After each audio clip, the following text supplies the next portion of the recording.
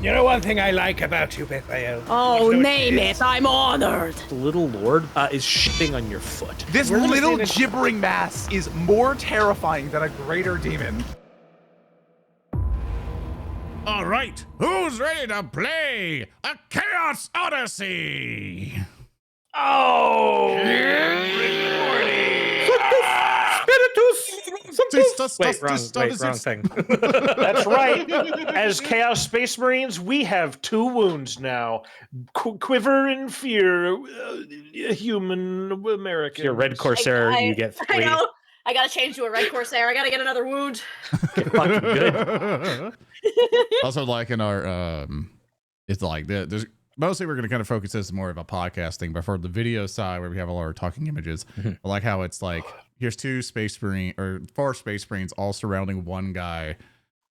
Because we're all just staring at him, going like, "Your first meet." Hulky's art. Hey, man. Hulky's art is so perfect too, because he's looking around so fucking worried. I'm so fucking scared, man. If we had Lyphos and Bethael looking the other direction, that would be very funny because then he would be the campfire. Oh yeah, We're staring at him. Ooh, I could that's a flip good us. idea. Let me see if I could flip Flip us. us. You know, we'll just do it. Just do it live. Yeah, do it live. Do it live. We'll just Funny. do it That's great. live. That was Hi, great. everybody. Yeah, As just I do kind of live. mess with our overlay, you know, because we love doing everything just weird. Let me We're see if chilling. I- Oh god, well that kind of works out. That kind of works. You know that weird. works. It's I don't know what it's called, but it's that psychological effect when you like flip an image. When you draw it one way, but then when you flip it, it looks all wrong for some reason. Yes. Like I'm hoping we don't suffer that super bad here. Well, see, no, It's looking because great. Skelly would have already done that because she's an artist. Yes. Yeah, she would have. I don't know. flipped it. I've talked to a lot of artists, and flipping one canvas is controversial and scary. Okay, your idol like animation looks Yeah. so fucking disappointed in Hulky's character. Like, just get on with it, like finger tapping. I'm just a person, sir. I'm sorry. Not anymore, you're not. But Oh my god, this is the campaign, by the way. It's just Yeah, a talk yeah. show with Hulky's character in the middle getting fucking accosted by 4 The Poor little subtitle. Imperial guy. Yeah. The subtitle for shit. this campaign is Custody Battle. Yeah. Oh god. But hi everybody. It'll- Sorry, just to get us on for the thing. My bad, Earndil. Go. Go. Basically, welcome to a Chaos Odyssey. I think that's the name we're gonna go with on this one because of the weird shit that Thurston has planned for us. I think it's basically we're gonna be WarHams, a Chaos Odyssey. We're doing all of our Warhammer stuff, labeled as WarHams now, and we're gonna be playing the super duper old tabletop RPG from originally Fantasy Flight Games. I think Cubicle 7 now has the rights and they sell it and stuff now, if I double checked correctly. Which you can go get it at cubicle7.com and get all the PDFs for not for free, but super cheap actually. This is like, what was it, like 20 something years old, 22, 21? No. This game came out in 2011. Okay, so 15 years 15, old. okay. Don't say shit like that because it makes me wither into fucking dust. So it's an old Because system still. I was there when this game was released, and I was not a fucking youngster at that point. So, So it's still an old system now by most standards now. So wither, die. And we're gonna be as much as we're all goofy ha-has, with the 2 test sessions that we've done, we found that it's hilarious what the results that happen. We'll still crack jokes here and there, but for our role playing, we're trying to keep it more serious this time. We want to see if we can do like a more serious story, and since we're all evil chaos guys, it'll be more of an evil campaign. But we've all kind of did the nod of understanding, like we're gonna try not to be murder hobos the entire time. It's easy that is of like, oh, I disagree with you, snaps neck, you know, like it's we want to do something different here. We're gonna see if we can actually get that different. I would like to contest, and I'll be the first person to contest this. We may, in fact, be an evil party. wow. But we are no more evil than the last Warhammer party we had. That's fair. Not substantially different in terms of morality, just style. Yeah, we wear a different coat. We're just bigger. I don't know anything about that. Kelrana is a pillar of moral values. Yeah. But I'm gonna fucking I'm excited. Yeah. I'm excited for us to go through it and Oh, stuff. same. Because Oh, it's yeah. going to be a wacky, wacky time. So, of course, if you want to have fun with us and everything else, we've done our best with the Foundry module to hack it together for it. So things are going to be wrong. Things are going to mess up. We're going to have to go, uh-oh. But we're going to do our best, so it kind of helps with all the chart looking, kind of make that a little bit easier for us and stuff. But I'm super excited to play some Black Crusade Thurston. Yeah. Introduction of our characters are going to come through you, I think. What adventure They sure are. do you have for us today? All right. Welcome, one and all, to Chaos Odyssey. And we're gonna dive right in. I'm gonna put Odo gets a pass. Speaker and Zoran, I'm gonna need you both to roll me D10s to get us started here. Absolutely. Sure thing. Also made it easier by putting the dice rolling thing on the bottom there for us. I got a 9. And I got a 6. The holy Whoa. numbers of our respective patrons. I High should five! mention. Oh yeah. It's good. That's good. In this game, lower is better. So we begin. Speaker, you can read this quote. In character. This can be general voice. It's not in character. These are quotes. You can do it in character if you want, though, as long as it comes through. Well, we can do these in character. Sure. They will say in their ignorance, in the decades and centuries that follow, that we ran from terror in disgrace. That is a lie. We left Terra because there was nothing else worth fighting for. Horus had failed us at the ultimate moment, and the Emperor was left a rotting corpse before the powers we dutifully served. What use was fighting for a dead world when what remained was the survival of the primordial truth? Excerpt from the 12th Testament of Zol Ananke. On the 13th day of Secundus, the bombardment of Terra began. It's some months after that initial bombardment of the Imperial Palace by the liberating forces of the War Master Horus Lupercal come to save humanity from the tyranny of an emperor who would declare himself God from a golden throne on the birth world of humanity.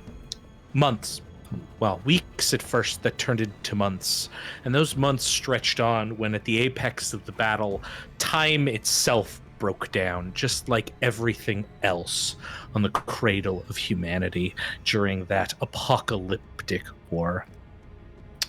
Events happened. The fall of the Lion's Gate spaceport, the riding of the White Scars to retake it, fall of the Outer Palace, the Outer Walls, the eventual battle at the Eternity Gate itself, where two angels, one golden and one red, fought each other before the doors themselves closed, sealing off the final fortress of the Emperor.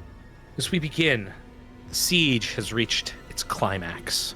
Past the battling of angels, past the breaking of the final wall, and all that remains is the last bits of meat within. We start in the runes-stained streets of what remains of humanity's birth world, the skies choked with ash and dust and radioactive materials that will make this planet unusable for generations to come. And as we start with Bethael the Brass Hound, standing amidst the wreckage and ruins that lead towards the final fortress, towards the very entrance to the Sanctum Imperialis, where the last defenders of the Emperor mount what pitiful defense they can. And in front of Bethael, in smoke that rises up all around, obscuring everything, but one thing is visible: a corpse on the ground, clad in ceramite, a body that's face down, even the color of the armor pitched and dusted by the ochre clouds that fill the sky and fill the ground and fill everything. But it's not the corpse that Bethael needs to worry about. It's the charging form of a space marine in Mark IV armor in the crimson red of the Blood Angels, charging with a chainsword that has no teeth left to it, rushing into combat. All right, so here's what we're going to do, Bethael. Oh. We're going to go right into combat. My favorite part.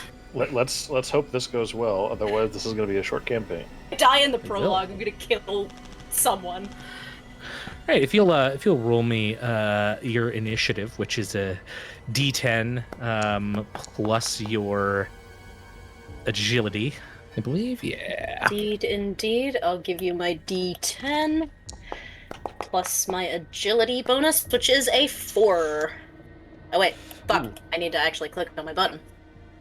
You do. Click on the button. Use the button. I'll let you even have this little reroll with the button because It's the same roll. It won't save you. But it is Khorn's holy number. It is Khorn's we are holy number. getting holy numbers. Well placed. Remember to say them out loud.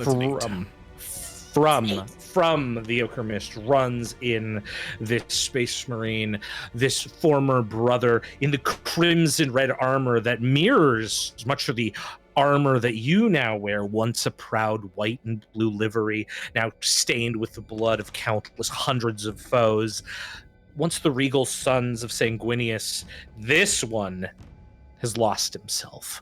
This one seems more like the legionaries you fight beside, as he comes at you with a chainsword that doesn't even rev properly, a snarl, indistinguishable words as he charges into you, raising the weapon, coming at you.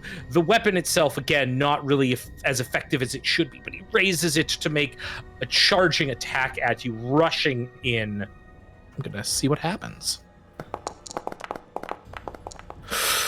Oof, you are struck in your right leg as he advances towards you. The damage of this weapon tearing at you, it does 19 points of damage. Ouch. So, with your, and there's only, there's no points of penetration on this. No penetration. Okay. So you'll take, if you compare that to your armor protection and your toughness bonus. Yes. And I apply it, for example, it should give you, you'll take 3 points. Very nice. As this figure has come out of the sand and dust around you, screaming incoherently and more bludgeoning your right leg than trying to tear into it. That is this son of Sanguinius's turn. It is your go. What do you do? Right. And I will ask you, Thurston, given the time frame right now, am I still frenzied? At this point, you've been left alone for some time. This is the first time that you've kind of come back into the fight after what seems like minutes, when minutes seem like hours in this constant hellhole of a battle. Your frenzy comes and goes. At this point, you've had a single moment of clarity. If you wanted to, you would need to re-engage the frenzy. Yes, spend the turn. All right, then in that case, Bethael is going to take the blow and kind of just give a big snarl, bare his teeth at this individual, but he will remain lucid for the moment as to savor this, dipping in and out of the frenzy, and he is just going to respond with a wild uppercut with the chain axe, and let's do it to it. Will it auto-target? Or do I need to... Oh, here we go. I can click on that square. You can target the big guy, yep. Yeah, I can target the square. Go. Okay. Hits with 2 degrees of success on his left leg. So just kind of a sweeping blow in response. And I will give you... a Zealous Hatred.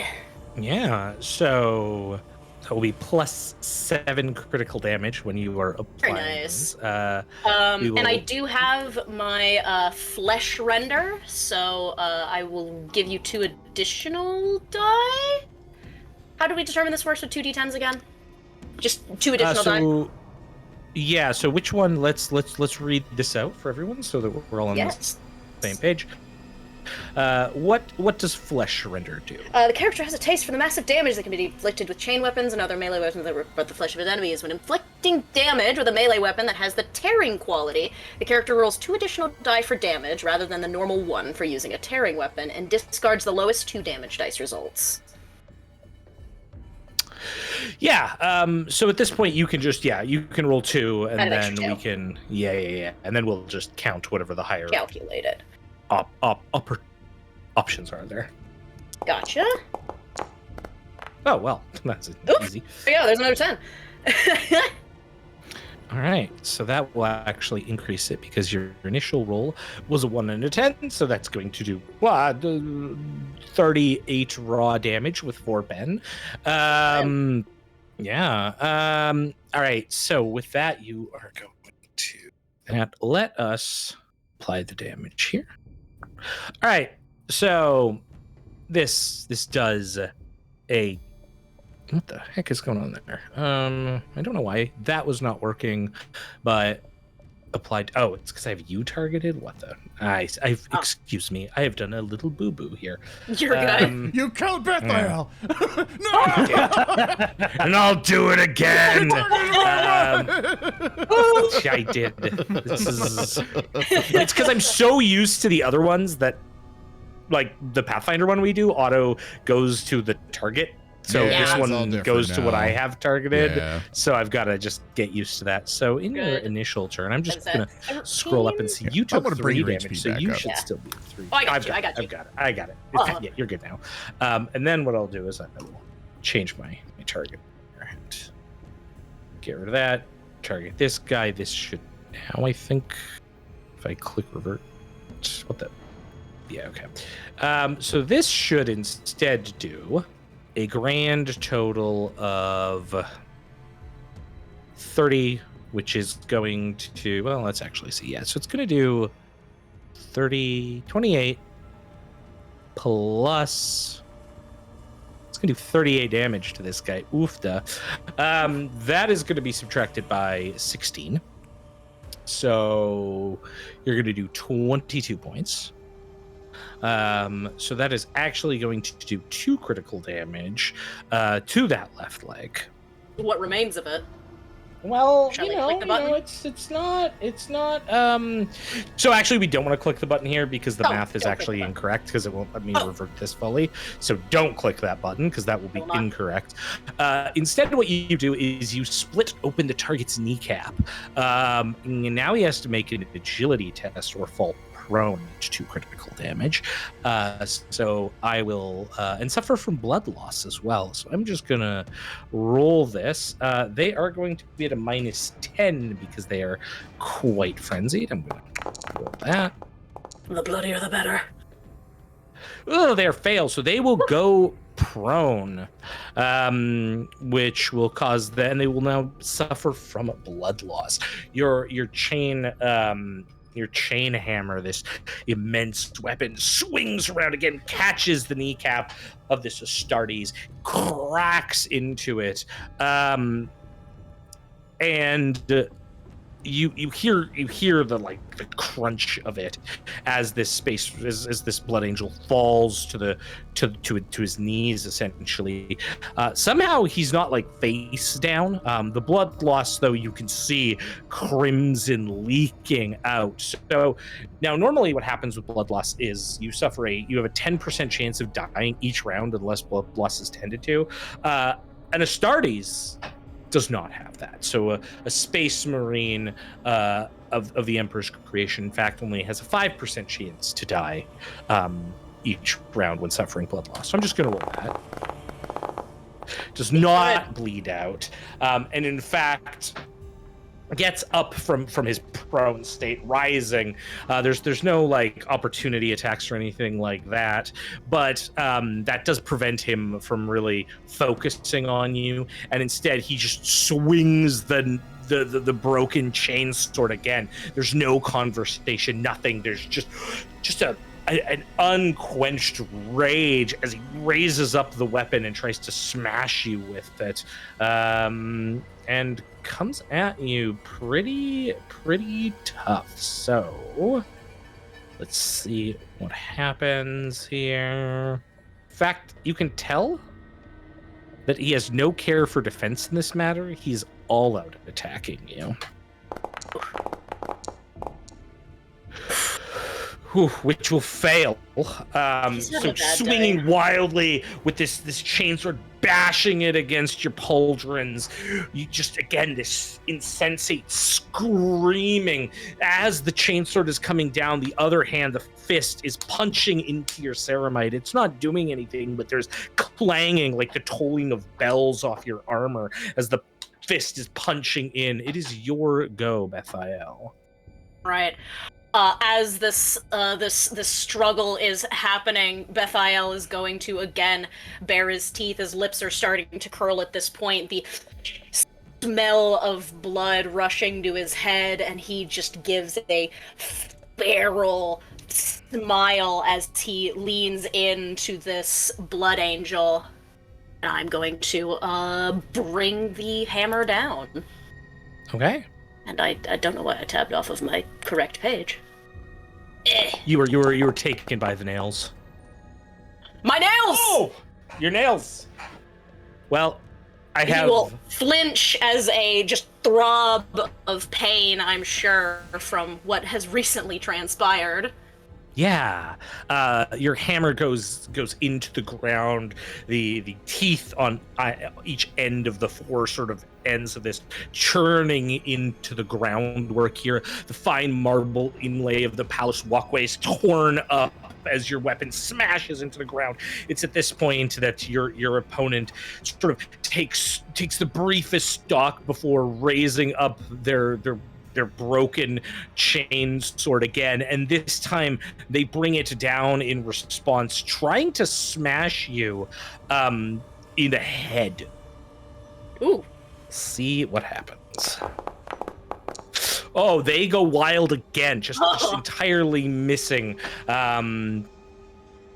Not enough at all, but you have time to sort of bring your weapon around. Again, as a reminder, you have opportunities on what you want to do for your different sort of like attacks. You can do an all-out attack if you don't want to like dodge or parry in return.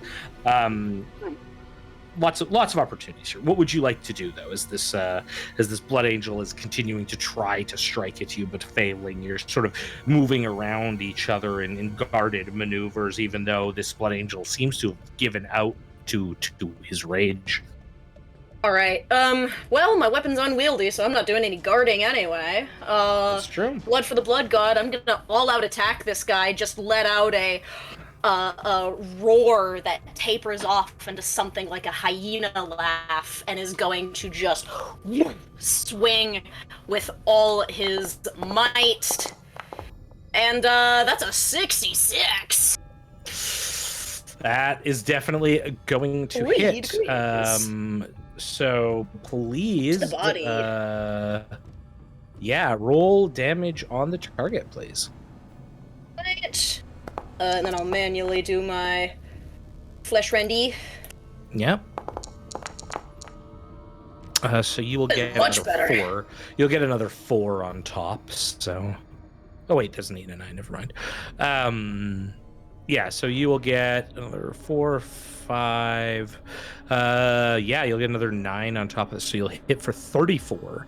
We'll apply the damage here and see what happens. So you will do 13 damage, which will begin to, at this point, tear into the target. I actually need to adjust this a little bit. This is going into... Where was this? Into the body, I believe you hit. Was that right? Yes, you hit the body. Yeah, more to the body. So So you go in with this rending blow to the body. Kind of as he's sort of gone for your face, you pulled back. You take your chain hammer. You send it flying. The powerful blow cleaves the target from gullet to groin as internal organs spill out on the ground. Except what happens is the entire area is now covered in a spray of blood. The nearby 4-meter radius around this target just is covered in crimson. For a moment, the ochre sands here give way as blood flies everywhere, and the blood angel collapses. What's left of the body torn up and ripped by your chain hammer into 4 bisected parts, slashed everywhere, sent hurled by the momentum of your attack, drenching the nearby terrain as the blood angel falls. Going to whatever is the largest piece of him, the torso and head, I imagine, going to kind of hook my fingers underneath and just lift the body over my head and just let it all rain down, just dripping into my own armor. Just as you do this, as you exhilarate in this moment, this is a proud moment for you as you have overcome a foe of the false emperor. As you exhilarate in this, a figure steps out from the smoke and kind of comes between you and the corpse of the blood angel on the ground, the only corpse that you see present here. It's your brother, Helbros Scorchteeth, in somehow still almost pristine white armor, with red markings of your new adherence to the Crimson Path. Your brother, breathing heavily, comes out of the ochre clouds. A fine kill. Every word that comes from him is this barely restrained anger. going to eft the body down. How far's the rest of the fight?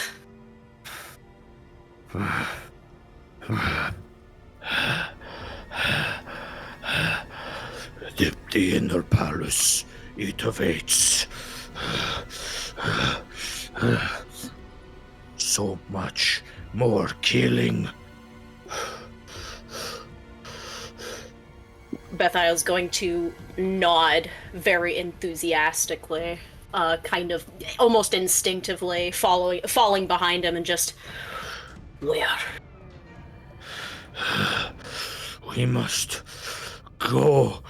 And then at that moment, there is this absolutely sick sonic guitar riff that cuts through the sound and cacophonous din of battle that surrounds the area. The sort of discharging of bolters and las fire and shouts and screams, all are sort of put to quiet by this almost comical sonic riff of audible assault that comes from nearby.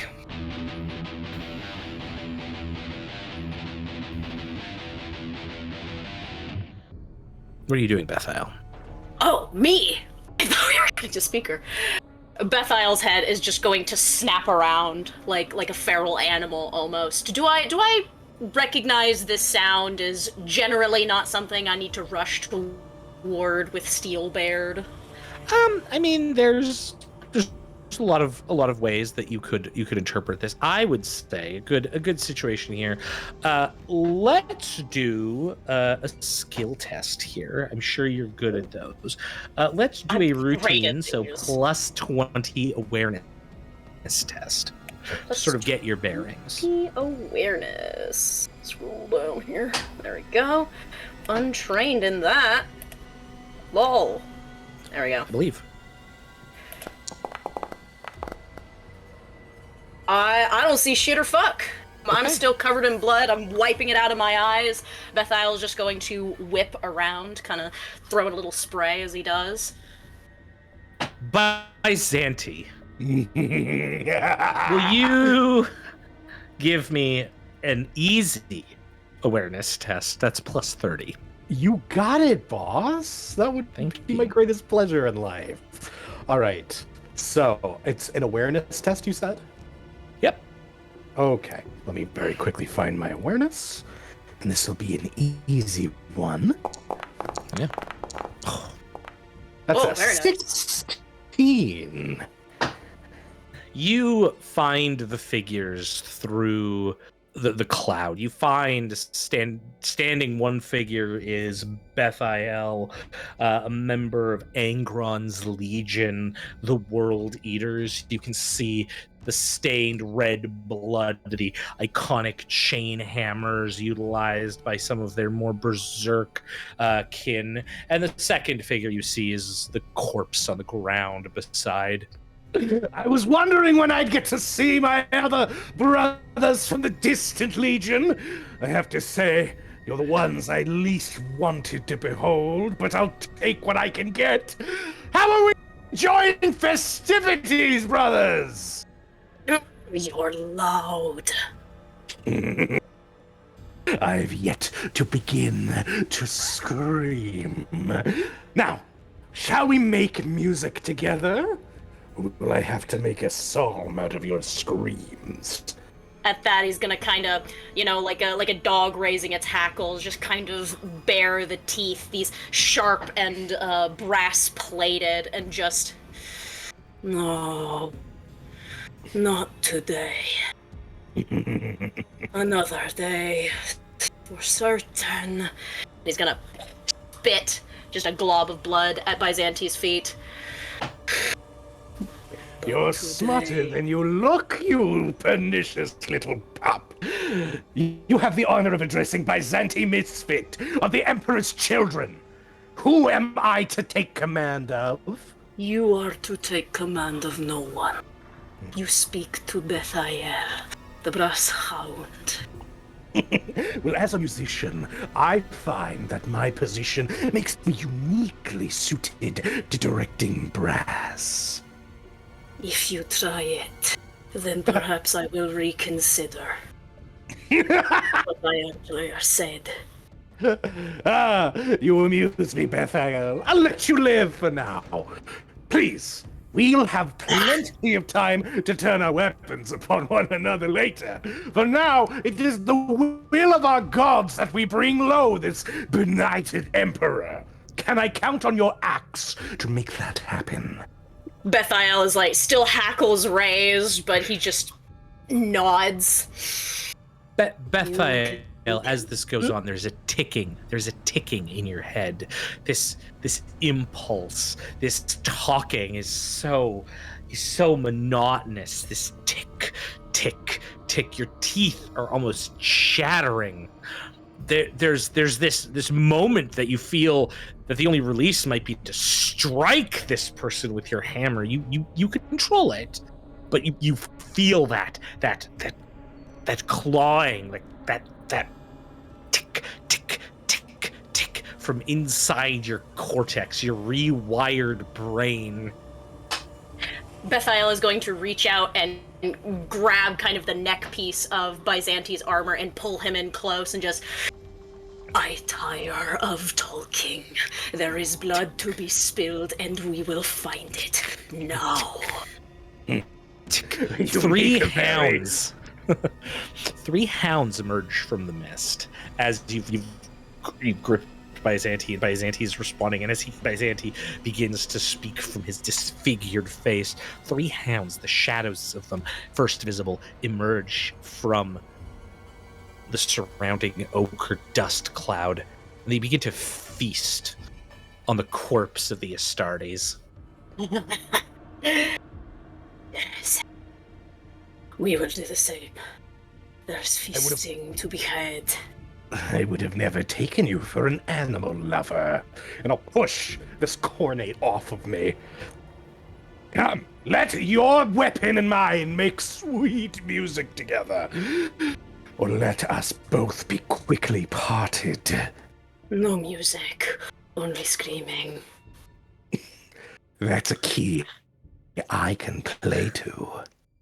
As you turn together, as you turn to make your way towards the exposed flesh of the inner palace, I want you both to make me a terrifying fear check. This will be a fear check at a -30 modifier. So that will be a willpower test at -30. That bodes well. Willpower at That bodes really minus- well. Yeah, that bodes great. I'm feeling really good about this. -30. Woof. Does a 93 pass? No. A 1? Sheesh. I ain't afraid. I ain't afraid of Jack or shit. So Byzanti and Bethael turn. They are preparing to continue on their way. All right. Hey, speaker. Hey, how you doing, buddy?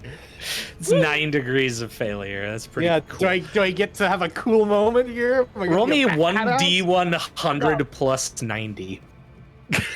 1d100 plus 90? You got it, was. Yeah. That's gonna be a 61 plus 90, 151. That's the amount of Pokemon there are in the Kanto region. Okay. Yay! I love that. It's very good. You are overcome immediately.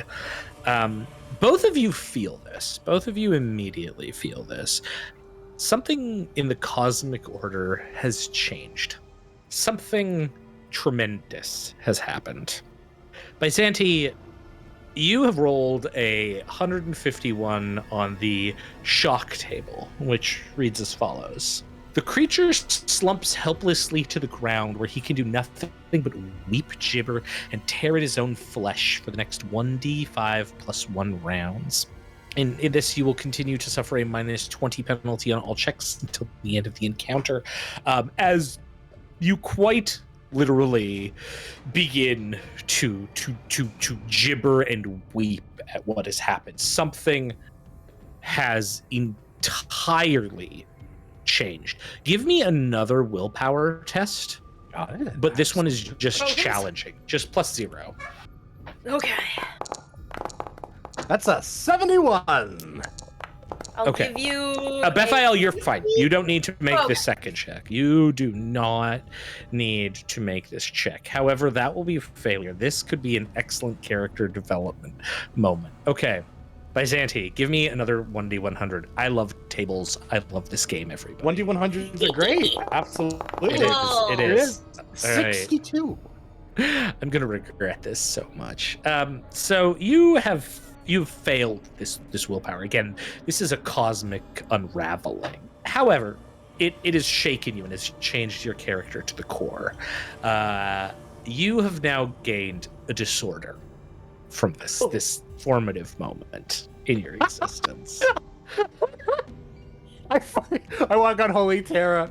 2 seconds later, get one of the mental illness. That's right. That's right. You've been fighting here for like with a 8 mental plus illness months. beam. I was like, I'm a cool chaos guy. 2 seconds later, tell me about your mother, Byzanti.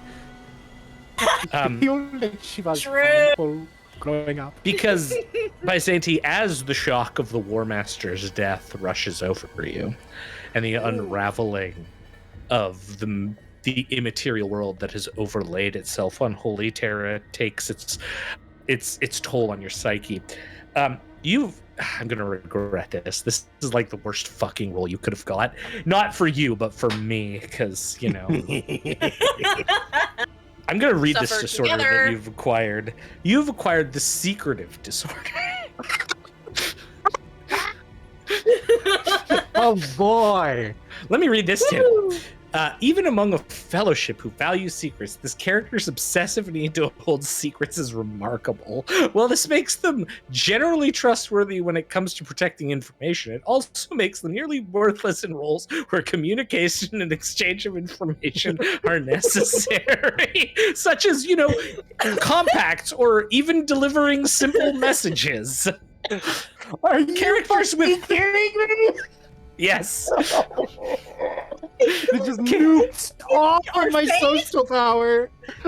This will be fine. This will be fine. Characters with this disorder have a +5 bonus on any willpower test made to resist giving information to interrogation of torturers. But must make a difficult -10 willpower test to answer even the most simplest questions or pass on the most mundane information in regular conversations. Fucking awesome. Oh my screwed. god. The antisocial socialite. I can't Is fucking the Emperor's social. children? No. The wrath. No. Look, we had an agreement when this campaign started that the dice land where the dice Oh, land. I'm plugged in. I'm plugged in. Locked in. So Bethael, at my this God. moment, you feel this. Like you feel something like something intrinsically different has happened in the cosmos. And as speaker, your character is let me just reread this for effect. Slumped helplessly on the ground, weeping, gibbering, and tearing at your own flesh. The hounds that are by the corpse by you, Bethael, as you turn and look at them, they begin to discorporate before you. Their forms, like it's hard to describe, but it looks as though some invisible hand has grabbed their skin and pulled it back. But as it's pulling them, they're being pulled out of existence. You see the strains as they try to reach for more of the flesh in front of them. What? And then they disappear. Going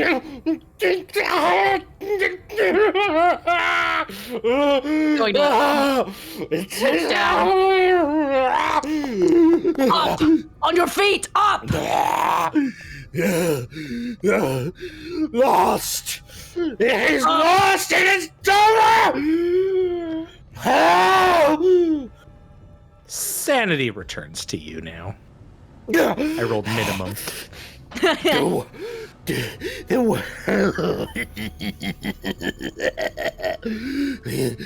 War Master is gone. The War Master has fallen. No. There's still more blood to be shed. This is not over. It is the grandest stage of all time, and we are finished on it. Weep with me. Quiet! We are As you not shout finished. quiet, as you shout quiet and then continue on, you hear the sounds of bolter fire and las discharges and screams have suddenly abated, as though everyone present on the throne world has taken a moment to stop. Your scream is the first to echo before the sounds pick up again. And you hear the sounds of bolters. These sounds are very much like on the day you landed on the throne world. The unified, defiant lines of the palace defenders, staccato bolt shells hurled out, shouts and defiance being leveled against you from within. Where once the shouting and victorious chanting was coming from the force pressing down, now you hear it coming from the direction you were heading towards. What? It's war, husband. It's war. Come to our senses! What are you talking about? We have lost our chance at true and absolute victory. This war is not going to end this eve, or tomorrow, or the day after that. And I can't help but find that all rather sad, don't you? Bethael is going to blink a couple of times, not quite understanding. I'm assuming still feels that ticking, and he's going to kind of ball The up ticking one of is his... stopped. Oh. And as you sort of feel like you feel the anger and the rage, but you don't have that cerebral tick, that push. Something, it's like some weight has lifted. And as you're comprehending this, there's like a crackle in your vox, as you know, you hear like over static the voice of Helbros. Brother, What there's a ship. happened? We have to go. We have to... Khan What do has you mean, taken the go? Conqueror. They're going. There's a fire up there. We can reach it. I'm sending you the coordinates. You have to go now. The golden ones are leaving the palace. We have to pull back, or there will be nothing left. Then we will shed blood another day. We get up. Come, you. Leave? No, we can't leave. There's so much undone. We may have lost, but we must still... No. There is more to do elsewhere. Blood to be shed elsewhere. And if we die here, then I suppose we will have no way to shed it. You may get on your feet, Wait a second. or you wait may a second. die here at Hold the on. gate. Bethael! Most of the Emperor's children broke ranks and discipline and left to maraud among the civilian populations. Do you know what this means? This means that if I move quickly, I can be the first one to regroup and control proceedings afterwards. Fine! Let the stage be cleared! We go! Lead me forth to our escape! Come. Fine. I don't know what that means. Well, I imagine as a Khornate you don't know many things, so I'll let you glimmer about in suspense as you lead me to my chariot. Another word, and I tear that grill off your face and see what meat remains beneath it. Save the threats for safety. Now we have common cause. Let us move. Fine. Hey, is Zoran I'm snoring. Oh, he's gonna snoring. give me a willpower test at -30? Sure can. Oh, Don't like that roll. That's a 92, but my target was 42. 6 degrees of Hey, failure. That's good. Zoran, right? Zoran, you want to roll me a D100 plus 60? Oh, that's great. Roll 1d100 plus 60. Yep, 60. The Emperor's That's, greatest weapon, the mental illness beam. That's 119, Thurstano. Okay. So, Bethael, Byzanti, as Yes. you are continuing through, first of all, the ochre mist of this battle zone begins to lift, almost symbolically with what has happened. Behind you, silhouetted starkly, are the walls of the inner sanctum, almost teasing you with their presence, and the sweet, sweet meat of the imperial aristocracy and best warriors that lay within, now denied to you. As you continue to make your way away, you find another figure. This one is garbed in, and it won't match the artwork right now, but is garbed in metallic red armor, with a sheen. Arcane sigils daub their armor. They have a helmet that they wear. It is a member of Magnus's Thousand Sons. Zoran, you can also give me a challenging +0 willpower test. Okay, sure, Ben. We're gonna see if you develop a complex. Ooh, please do. Oh no. Hey, Zoran! But my turn was 72. You wanna roll me really a- feels like we're playing Traveler right now.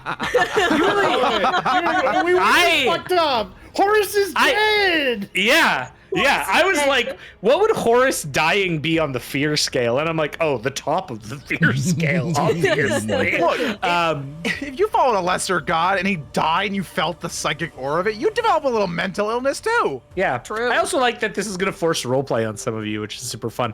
Zoran, roll me a D100. We're going to find out what disorder your character gets. I got a 78.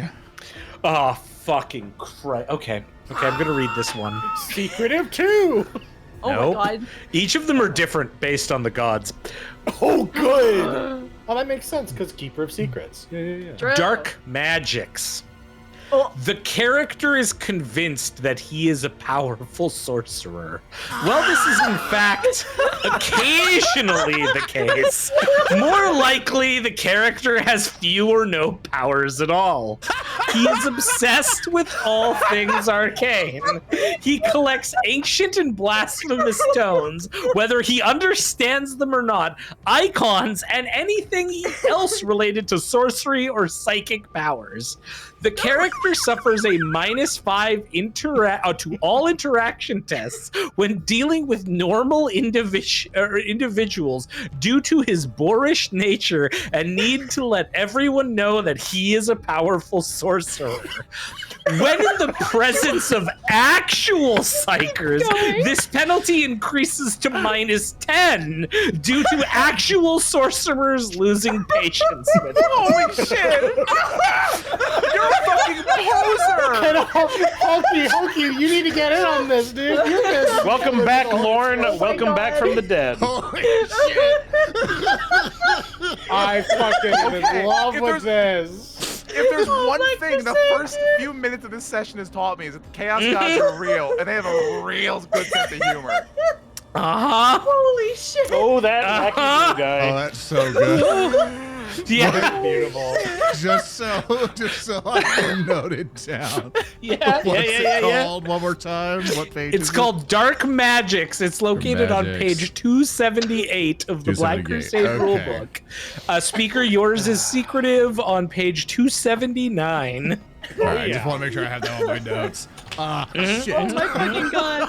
He just got more passionate about his hobby and more annoying.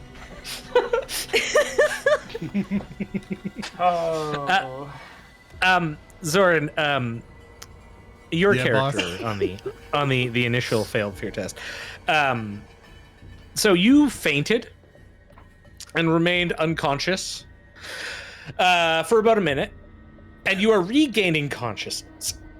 Though still a bit shaken as these two figures, Bethael and Byzanti, approach. As you kind of wake up, Byzanti, Bethael, you see this red armored figure. By the way, if you're wondering why it's red armored, it's because during the Horus Heresy up to the Siege of Terra, the Thousand Sons had metallic red armor instead of the blue armor they have in the modern day. But yeah, you see these two brothers as you wake up. More than anyone, Byzanti, more than anyone, I should say, Lyphos, you know what has happened. Like, intrinsically, you know that the War Master's bid has failed, that he is slain, and now the powers of the Immaterium are receding. In fact, you can tell at this exact moment, you are cut off from your wellspring of psychic abilities. Oof. But you also are the greatest sorcerer who ever lived, as we have now discovered. hands. Of course. Zoran, can I help lead you into this new delusion? Yeah, go for it. Give me a prompt. All right. You there, son of Magnus! You felt what's happened, yes? Or are you a false sorcerer? Jesus Christ. I fucking love this system. Yeah, tables are great. Space Yeah. Marine.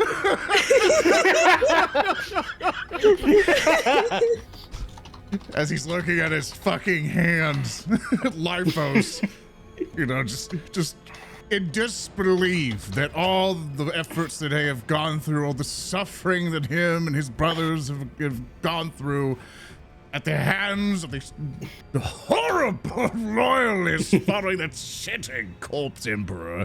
He looks at you like, but I am the one. And he looks over and he hears this whiny, screechy metal voice coming from the side. He goes, Of course, I have felt it. I, the magnificent Lyphos, bringer of the Geist, the slayer of dogs, have been able to feel it, obviously. For I am one of the highest ranking sorcerers of Prosperous. Ah, most excellent, fair wizard. We, therefore, must be getting the hell out of here, yes? I do agree. What form of transportation have you found? I'm most intrigued. He begins to walk towards you guys. Like, he gets a little air of confidence with him. His chest is out a little bit, letting his gait flow. He has his forestaff with him. He's looking as majestic as possible. Of like, The cape is flowing. Yeah, like, even if it's not flowing, he has the edge of his staff at the bottom, like, pushing it a little bit. Just like his hair flips. It's like, Zoran, yes. can I spend a hero point? No. We don't have those point. here. We're not heroes, bro. I like to think that Lyphos in seconds earlier was the most like, oh, I'm not sure if this is really the right thing. I don't know if really we should be doing a Chaos Guides. And then this happened, and we are now dealing with Lyphos forever after that moment 2 seconds ago. Where that character ceased to be, and now we have this one. Yeah, Bethael is going. You know that face that dogs make whenever they smell something really bad, like when you hold up a piece of broccoli to them and they like. Yeah, wizard. Bethael is making that face as he is looking between the Slaneesh and the wizard, two of his least favorite things, and he's just. I've been sent coordinates. We are getting the hell out of here. Excellent. Well, let us make haste then. I would love to tag along to make sure our glorious conquest can continue far into the future. Allow me to help us on our way. And he begins to bring his staff up as if to kind of go side to side with you. And as he tries to call upon his warp powers, he notices it doesn't show. He's like, I don't foresee any dangers in our path. Forward! Lean over to Byzanti. Was something supposed to happen? I don't know, these wizards, they're all the same to me. Word. And we're gonna keep moving toward the coordinates my good brother sent me. Yeah. So you continue to make your way away from the palace. Again, the walls of the inner sanctum become smaller and smaller the further away you depart. You can see now that the sky is awash with craft. You can see that there are mass bulk haulers transitioning into the atmosphere. Not since the start of the siege was the sky this packed. In fact, most of the dust clouds are being pushed away by the sheer number of aircraft that are coming in and out of orbit.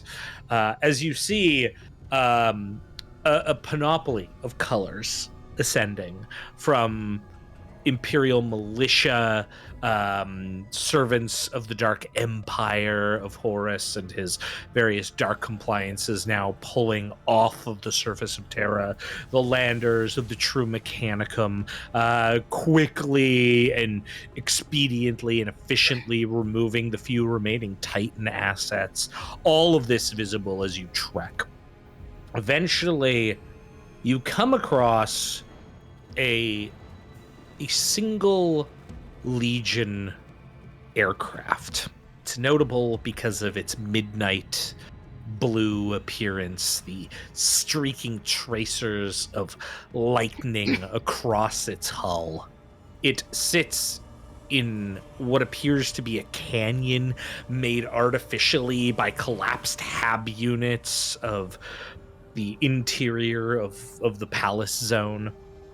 As you get closer, you can see that the rear hatch of this vessel is open, the lumens inside beckoning within.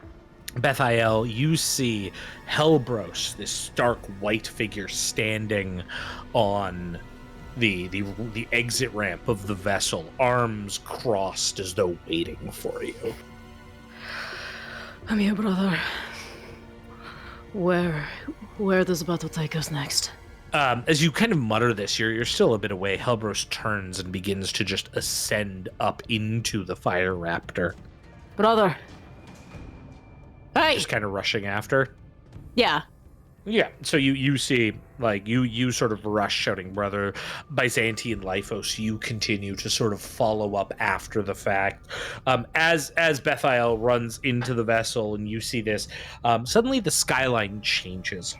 And it's not just a shift in what's going on, it's the sound of munitions fire in the atmosphere as what can only be described as a tide of cobalt blue begins to descend. All these fucking and guys. You see vessels of hundreds of vessels in that same cobalt blue and the pompous U-shaped symbol that adorns all to their hulls. Ah. What do you do as you see this? Are you sure we cannot stay to bring them all low? If we could, we would.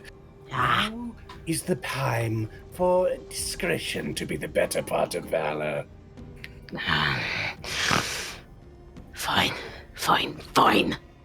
I don't expect you to thank me for keeping you alive, but I am keeping you alive.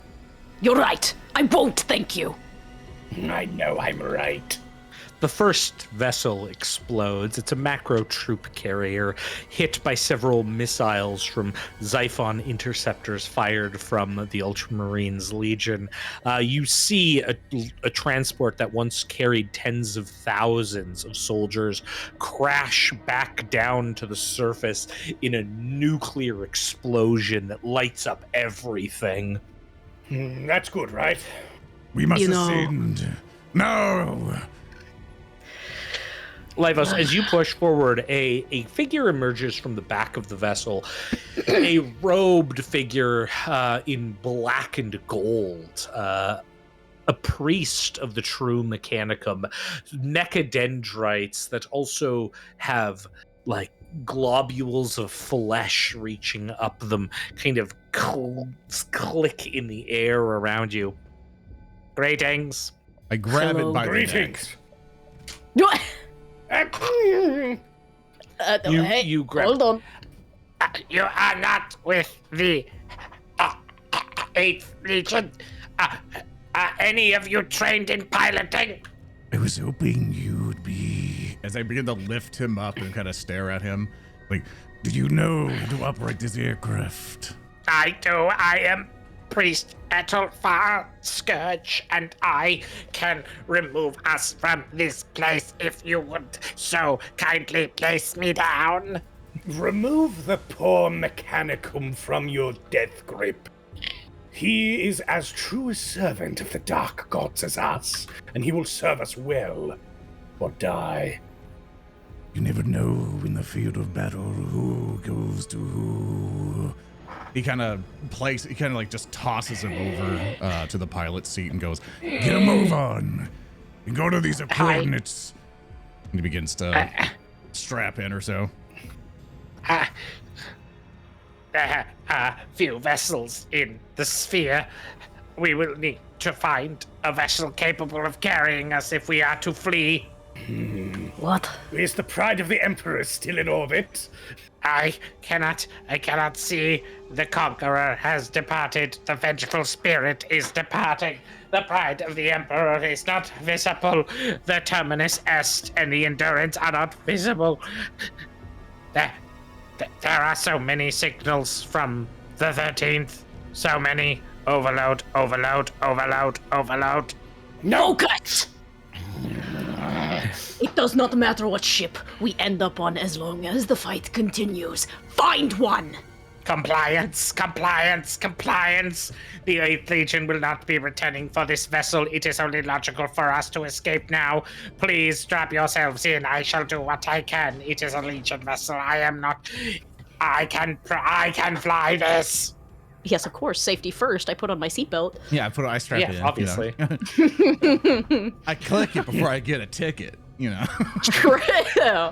Who's gonna give us a ticket? Because I'm a bad boy and I don't play by the rules. Hey, We get one bump. Hey, Byzanti. Hey, Byzanti. Oh no! Hey, Byzanti. Yeah, so beloved Game Master. Agility. I love that you called me beloved Game Master. That's so cool. I will allow you to give me a easy acrobatics or athletics check. Oh, good. You got it. It's plus 30. I'm being very generous here. All right, plus 30. I got a 90.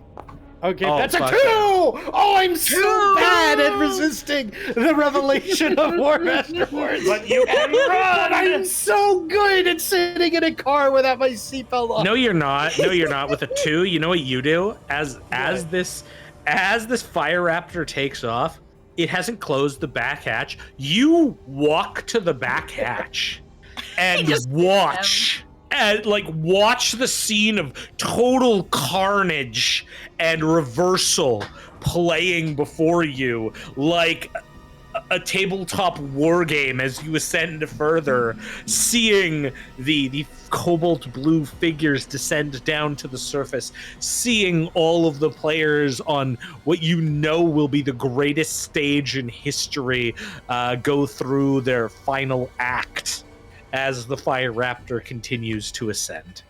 Damn, there's like 30,000 Warhammers down there. 10,000 more on the way. Yeah, 10,000 coming from the sky right now, actually. You're going to shipment of 300 Baneblades from Korova. Well, I have a good news for everybody. Oh, good. We are gonna go 10,000 Warhammers away from now. Oh? Hulky's character has to be born. As we skip True. ahead. Hey, Hulky Crow. Hi, Thurston. How you doing?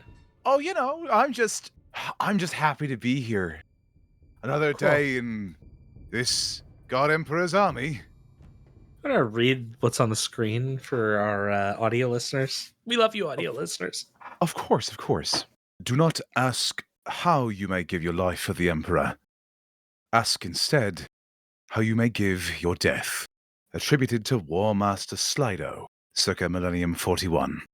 There's a hand in front of you, Yvgeny.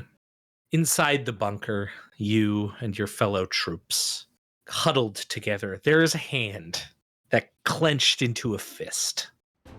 And that hand clutches onto several straws. The hand is shaking. You and your unit have been positioned at the far end of this world.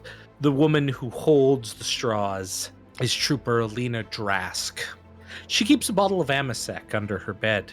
It's not regulation, but she keeps it there. You're so far out, nobody really knows. No one really cares. Some people have debated telling the lieutenant about it, but the lieutenant is dead now. In fact, all of the commanding officers are dead now. It's just you and the 5 others in this bunker.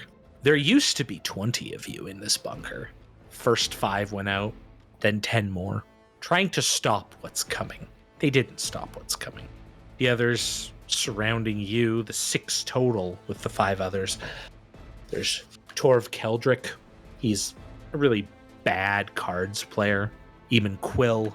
He's somewhat made fun of for the fact that even with a scope, he's yet to hit anything with his last gun. Silas Vorn doesn't have any grenades on him anymore. We all know why. And Brom Tarek. Brom Tarek smells the worst out of everyone in this bunker. I think, you think at least, everyone wants Brom Tarek to be the one, at least one of the 3, to draw the short straw. Okay, you hear Drask say again, her hands still shaking. We all know some of us have to go out. Some of us have to go back out into that. So we'll do it. We'll draw straws. There's no one to order us, so we're gonna do straws. Isn't that right, Yvgeny? Yeah, it's only fair. Okay. Yvgeny, I have a question for you. Of course. Have you done anything to alter the straw drawing? Is that something you've considered to ensure that your name is, well, you are not stuck with one of the short straws? No. Yvgeny is a man of honor. He would never do such a thing like that. Of course, that would make him dishonorable in the eyes of his peers and, of course, the Emperor. Mm-hmm. Why would he ever do that? That's not what a soldier does. Okay. Will you... Plus, Okay. Huh? he knows what's out there. He's just hoping that his faith will save him from drawing that short straw. Okay. Will you give me an awareness plus 20 check, please? Absolutely. I had realized F10 hides the overlay, which I've never encountered before. Ooh. In Well, Foundry. that's a So remnant of a mod, so I don't know why you have anything on F10. that's my Discord mute button. What the fuck? I never use F10 otherwise. Hey, guys, we're breaking this scene now. Let's all turn. This is the point where everyone's share turns to Hulky, as our characters are doing, and we're like, F10, really, bruh? Really? Yeah, Yeah, kind like, of fucked up. over I'm here. sorry, I all never- the buttons. It's pretty fucked up. Can all of the Space Marine characters talk so you can be looking at his character, judging him? Yeah, what the hell is wrong with you? I can't believe it. Make a You think control it's shift to okay? delete Everybody I don't know. This is just a training day all over again. Undertale. Thurston, what was the test? The difficulty of the test again? Plus 20. Something Undertale. Plus 20? Absolutely. Yep. And so that would be a routine. I got a 28 with a target of 50. It's 5 degrees of Even success. Eamon Quill has tried to cheat. You've seen him. You saw that as Alina was shaking her hands, he he managed to reach under and pinch off a bottom part of the straw that was still emerging from her hand and quickly pocketed it.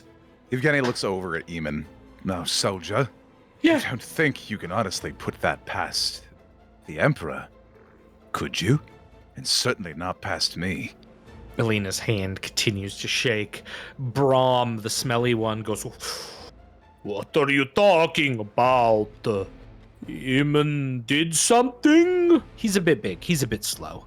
Well, Brom, as we all know, if we have faith in the God Emperor, he will protect us. And fate determine who is brave enough to go out there and defend his works. But it seems that some among us are lacking in faith. I'm very faithful. Yes, Brom, you are. And he sees that and he knows. But Eamon, appears your faith has wavered. And Yvgeny will draw his best quality las pistol and brandish it. Okay. I think the Emperor... Everyone has kind called of you- gasps. Like even Alina's hands come back a bit at that. The Emperor will divine who among us will go out there to serve today.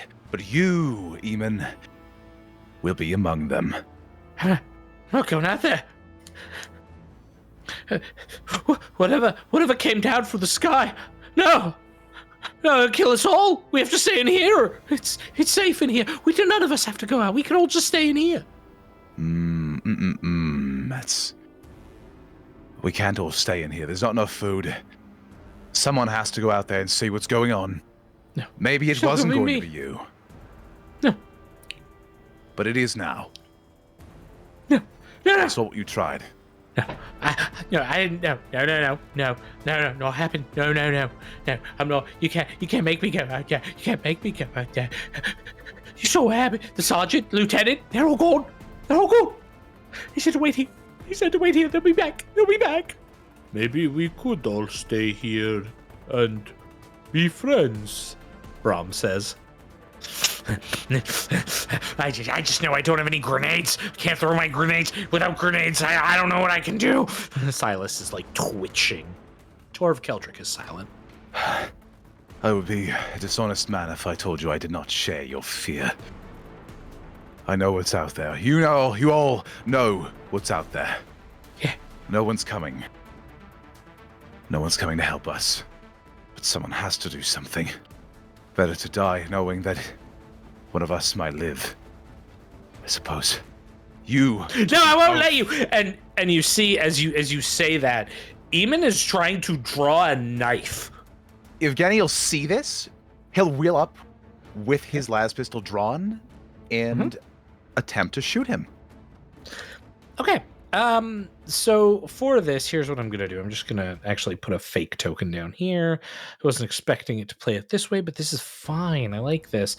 You can target the token I've just put at the bottom, the fake token there, and give me a las pistol shot. It's gonna be at like point blank range.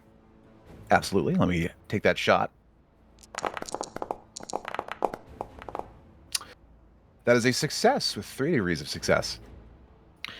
Perfect. Ooh, at minimal damage. 3. Yes. So you manage to hit him like slightly in the shoulder as he's actually the left shoulder as he comes, and you can tell that his armor, his fine imperial armor, has deflected much of that. He definitely takes the opportunity and in retort is getting ready to stab you. I am going to have us roll initiative for both combatants. The others seem to be backing off from this. I will roll my agility. Please roll yours, Yvgeny. I will roll it. See, everyone listening, what I want to do is show what it's like when Space Marines fight, and then when it's like when infants fight, because that's what this is going to be. It's like watching children battle each other. it's like a slap fight. No. Baby fights. Remember to use the initiative roll in the encounter thing, Hulky. Gotcha. Should just be the dice by your character. Yeah, perfect. Yeah, so you actually, before you get close, you can fire again. Instead of firing, because Yvgeny is close enough, he's going to take the opportunity to draw his chain sword and attack him. Yeah, absolutely. And, well, I'm not going to aim it. Let's try this. Whew. That is a 20 on the die. To the head. Let's All right. see. A total of 13 damage, pen 6. You do 10 points of damage, tearing into the head. You can tell that you've basically started like there's this blood gush that's coming down. Somehow he is still up. You are just shy of critical damage, taking away all of this guy's stamina as Eamon tries desperately in response to stab at you. I don't know why it auto killed him. It shouldn't have auto killed. He attempts to stab at you with the knife. You see him lashing out as your chainsword has grazed his head. He will successfully hit you, this time sort of raising the knife and sticking it into your left leg, Yvgeny. Everyone, again, is just backed off, and like you hear like gasps and whatnot. Can I attempt to evade? You can, actually, yes. Let's find out. Am I fast? Ooh. You are not. No. The hit connects, but it only does 1 point of damage to you. As it kind of grazes you, you can tell it's not a very strong or penetrating weapon. He's put a lot of force behind it. It is your go again. You could have just gone outside, Eamon. You could have just taken one for the team, couldn't you? Not going there! Not going there! There are monsters out there! There's monsters in here too, Eamon, and I'm one of them. You either die out here or you die in there. Brom starts crying. Why can't we all be friends? I just want to be friends. Alina There's is no like friends still. on the battlefield, Brom. We're just meat waiting to be processed. You and I and Eamon and everybody else out here are waiting to die. Ooh. Oof. That's a big old fail. It's a 91. That's a big ol' fail. You like in your speech, Hulky, you just go wild with the chainsaw like slashing out. And you see that Eamon is just like similarly just losing it. He raises up. You can see that he is taking the blade and he's all out attacking, just slashing with no care for defense at this point at you in response. He will manage to strike you, succeeding to hit you with his knife. You can attempt to evade this. I'm certainly going to attempt to evade. Shall we? Roll better this time? Oh, yes. Yeah, you 14. step back as he's slashing repeatedly. No damage taken at all, leaving him very open. He won't be able to evade or parry or do anything to your next attack. Again, Brom is intensely crying. You see Torv Keldrick has sort of like quietly got up and started to move towards the bunker entrance. Alina's free hand is now trying to move underneath her nearby cot to pull out the Amasek. We could have all been fine, even. We could have been okay. We might have lasted a little bit longer. You wouldn't have forced your brother to kill you. Your cowardice will stay your feet. I'm gonna attack him. Well, that's gonna hit. Ooh. Oh no, that's not. No, That's not gonna hit. It's not gonna hit. Yeah, like this is what happens when children fight. Eamon retorts again, sort of swinging, shouting intently, "I'm okay out there. We're all gonna be happy in here!" And he starts knifing you brutally again, all out attacking as well. Oh, that is gonna hit you in the body. You cannot evade because you all are attacked. So he is stabbing you in the chest. Oh, for almost minimum damage. Applying that, you take no damage from this. It bounces off your flak armor as he hits you with the knife.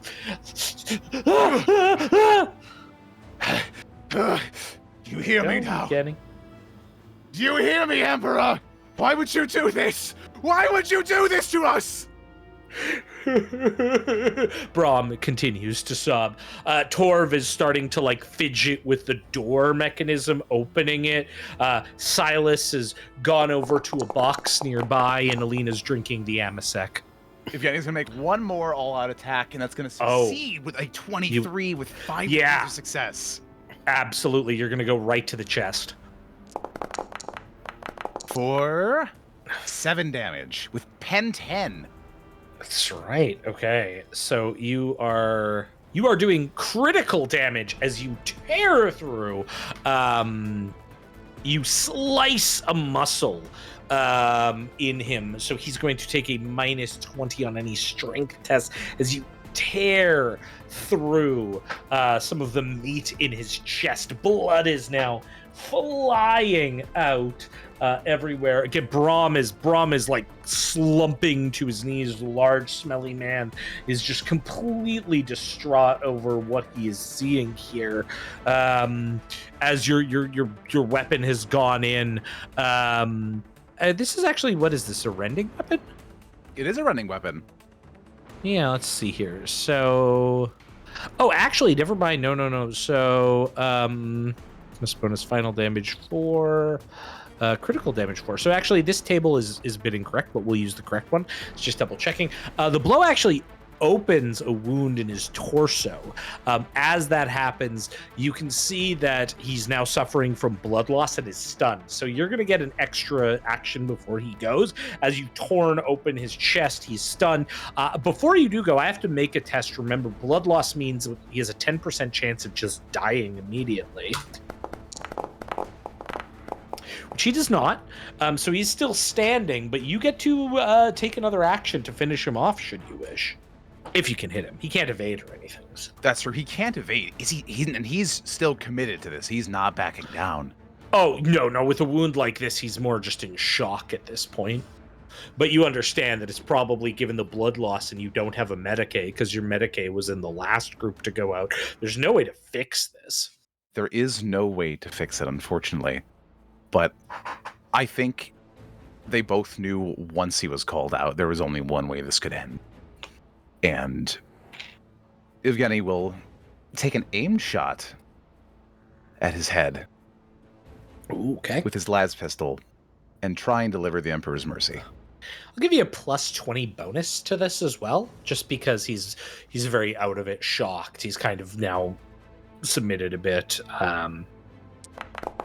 Let's see. It's gonna That's do gonna be it. a 31 with 5 degrees of success and 1 hit. Okay.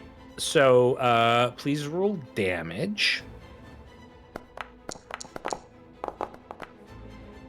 So I'm going to apply this damage here. Give me 1 sec. I'm giving you a second. Let's do this. Okay. So, interesting. Why does this attack not? Did you hit with your las pistol? Yeah, not the las gun. Yeah. Yes. Okay, so you were hitting with pistol. Okay, so that is going to go to the head. 1 sec. This is going to be energy to the head. I'm actually going to bypass the armor, so this is going to go up a little bit here. Let me check, because you're basically just going to head tap a bit. So you put your las pistol up against the head. We're going to use these famous crit tables in this game, which are amazing. Yeah, the target's head is destroyed in a convocation of fiery death. He does not survive. He falls down. Brahm is now just a blabbering mess. Alina is drinking heavily from the Amasek. She's dropped the straws.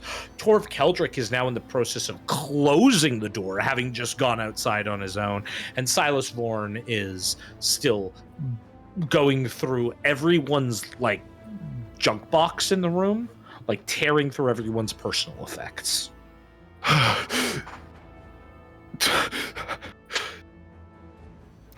Why? And Yvgeny will just look down at his hands, trembling. The fire searing some of his flesh, but still spattered in gore. Why didn't you save us? And he'll fall to his knees. Brahm is just for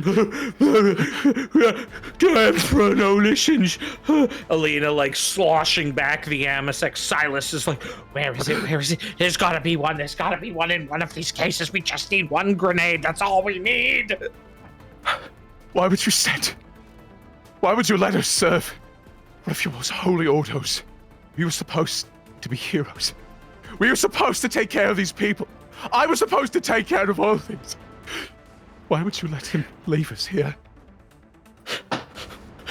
Yvgeny. Brahm is got snot and everything just coming down his face. His again, the odor is just overpowered only by the iron of the blood that is pooling on the floor from the chest wound you did prior to the execution shot. That sort of iron and now that cooked flesh smell in the air overpowering the body odor. But this large man, Yvgeny, he looks at you pleadingly. Does the Emperor not love us anymore? No, not us. Not us, Brahm. But he still loves you. What do we do? He still loves you, buddy. Does he? Yeah. And does he love me? Of course, he always loved you. He'll always loved you, Brahm. Here, look at this picture. You remember our unit, don't you? You remember them? Yeah, before that thing came out of the sky. Before it all went bad. Remember the pilgrims? We were so good. The pilgrims, they went from here to the city. It was good times. Look over there, sit in the corner. I can't find a grenade. There's no grenades in any of these boxes. We use them all up. No, there's gotta be one in here. We need it. And Yvgeny will look over to Brom. Just think about those happier times. The Emperor still surely loves you, buddy.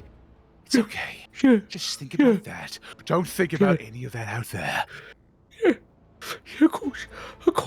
And you're looking over at Brom, and like you hear the thud of the Amasec bottle. In fact, it's a glass container, so you hear actually a shatter as it hits the ground. Some of the shards trickling off over the floor, and some of the liquid even splashing up, mingling with the blood that's pooling, and that's what catches your eye. Because what you see as you look over to the broken Amasec bottle is the blood pooling out from Eamon's corpse is actually recoiling back into it. Hey, Hulky. Yes, Thurston? Would you like to give me would you like to give me a willpower test at -20? Oh. Illness for everybody. Sorry. -20. Yeah. So that's the one. Yeah. Oh, yeah. Actually, the best part is that Hulky can't get a proper disorder. Lol? Yeah.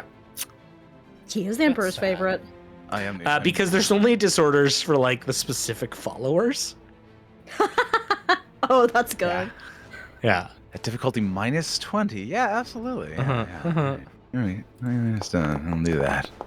Oh, never mind. I choose on the table. Never mind. Excellent. Don't worry. Oh, 6 degrees of failure. Hey, Hulky, my brother, would you like to roll me a D100 plus 60? Yeah, of course. This is, by the way, I would like to point out that you had 6 degrees of failure, which was like similar to Zoran's. And Zoran suffered the death of the War Master, and you were just seeing some blood pool back in. Way to go, bruh. Yeah.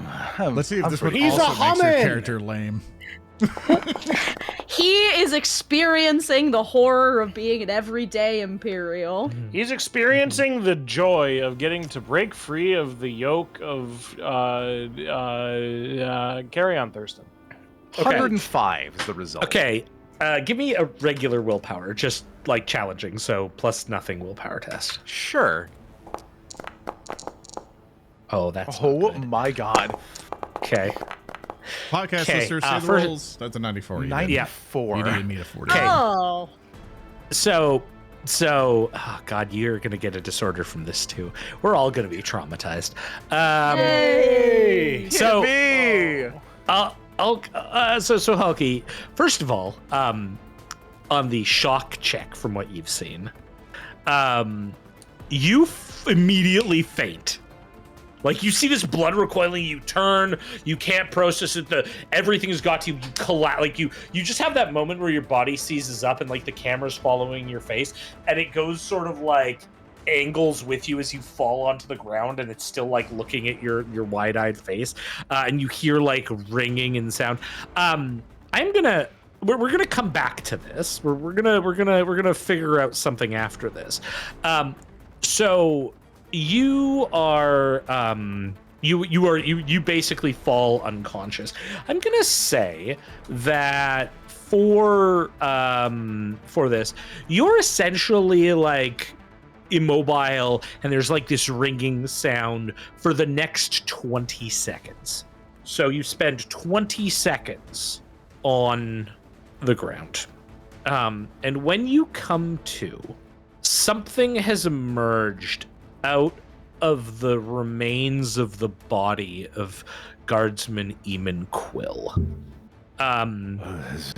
It is this mewling, pitiful, minor wretch of a creature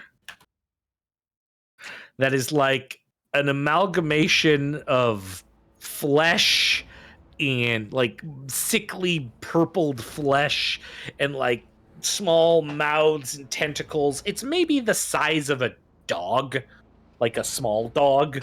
And it has emerged, and the others in the room have had very similar reactions to everything. As you come to and you see this new threat, I'm going to ask you to make me one more check. Another willpower check. Because, you know, now this is nowhere near. In fact, I'm going to let you give me a willpower test at +10. This is just disturbing. Like, the blood sucking back into the corpse is actually not as disturbing as this mewling, pitiful creature. But this mewling, pitiful creature is still otherworldly. Please give me that willpower test. Sure. Here I was thinking you were going to give me a hellish test. Don't tempt. But who gives a fuck? Because it's an 89. I love this game so much. This game is my favorite. Will you roll me a D100? Do you want to announce your roll, Hulky? Oh, yeah. 89. Am I disconnected? Target was 50. Sick. Oh, I'm sorry. Yes, my target was 50. Yeah, it's supposed to be for podcast listeners because if you say 89, we don't know what you're aiming for. So it's like 89, I needed a 50. Apologies. Yeah. So you have 40 degrees, or 4 degrees of failure. So roll me a D100 plus 40, buddy. Pal. Of course. This is fun. It's fun. That's not. That's a it's 70. only 70. Okay. You are frozen in terror, which, let's see here. So you will have to snap out of it. So essentially, you have to make a challenging willpower test to snap out of this on your turn. So you're just good, like at the beginning of each of your turns, you're gonna have to snap out of it with that test. Okay, gotcha. Which is really good because so you're on your side, you've regained consciousness, you've looked over, you've seen this mewling creature, and this mewling creature begins to like kind of like slump, like I don't know, advance, but like with this suctiony slurping, and you hear this gasping sound as it's trying to make words. And it moves towards Silas, whose back is turned to it. He has not seen any of the blood or anything else. Brahm is like just like stopped even crying and is just rocking back and forth. And you can see that Drask is standing there just like motionless but upright. This thing goes behind. It goes behind your fellow Silas. And I'm just gonna do a little thing here. And its mouth opens to unleash a stream of coruscating fire. It smashes into Silas's back. This like coruscating flame striking him in his left leg. It's so small, it's hard for it to even get up. And it hits Silas in the left leg, and you again are sort of like just watching this from your catatonic state, and you see that as this creature belches out its flames onto the left leg of your companion, your fellow member here who was doing their best to find that grenade, you see that their armor and flesh are fused together, and they fall to the ground screaming as this horrific burn damage occurs. I am going to put you into the map here again, Yvgeny, and I'm going to very quickly, just for purposes of this, I'm going to have you and this creature square off against each other. If you'll once again roll me initiative, please. Sure. Mm-hmm. Ooh, that's a 10 on the die. Okay. So technically this thing would have gone, so it's already gone. So you can now go. You can make me a willpower test to try to break out of this shock that you're in. Yeah, my target's 40, so let's see if we roll below a 40. Nope, that's 51 at 2 degrees of failure. You are still like transfixed on the floor. And by the way, I just want to point out, I love the cinematic nature of this, that you are just like paralyzed with fear as this thing is slowly chomping on someone.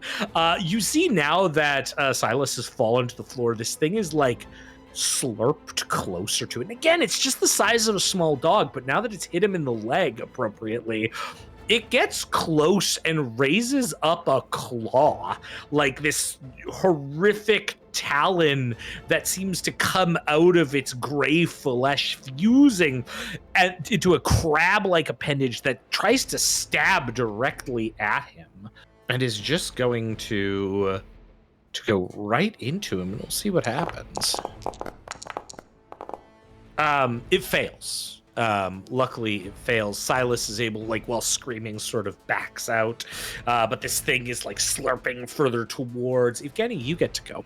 Yvgeny's just on the floor still, just like jaw agape, quivering, just all he can manage, just little soft like moans of fear, like I'm gonna try another willpower test. Can we roll? Fuck me. You're still trapped. You're still 86. transfixed watching this. He can't do anything. He is just gone. He's witnessed the death of sanity and the abandonment of his god. Brahm collapses onto the ground. His heart gives out. He dies. Oh my god. He rolled 100 on a toughness test. He was so overcome with fear in the moment that rather than fall catatonic, he just died. Fuck. Holy shit. Not This game rocks, dude. I fucking love Black Crusade. Elena Drask, on the other hand, has like entered panic mode.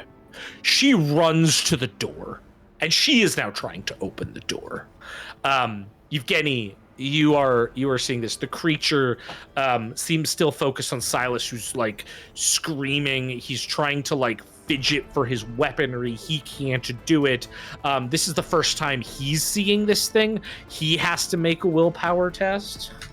God. Just this little... He completely fails with 9 degrees of failure. Oh my god! Hello? This little gibbering mass is just the sheer presence of this is more terrifying than a greater demon. He falls unconscious for the next 4 combat rounds.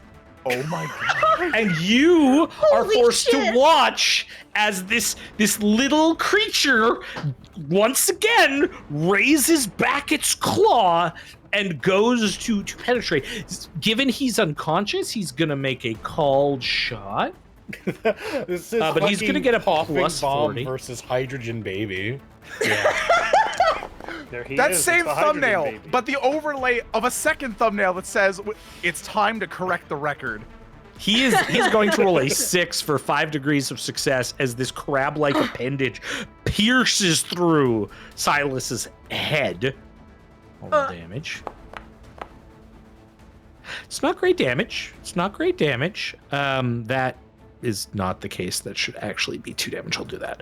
But you can see that he has like started to pierce through the skull a bit. It's your go. You can make another willpower test for me, Hulky. Absolutely, as I'm watching my friend get a chaos lobotomy. Uh-huh. Let's see if we'd succeed. Oh Nope, no! sure as fuck You're not. still watching. Still watching. Alina Drask is like struggling. She can only take half actions to escape. She's managing to open the door, much like This Torv time. did to get out before. The tiny whelpling creature tries again. This time with another stab. It's given up going for the head and instead is just like all out stabbing. It's failing to hit in its frustration. You hear this whimpering as like you hear the thunking as it's trying to hit this unconscious target. You can give me another willpower test, Hulky.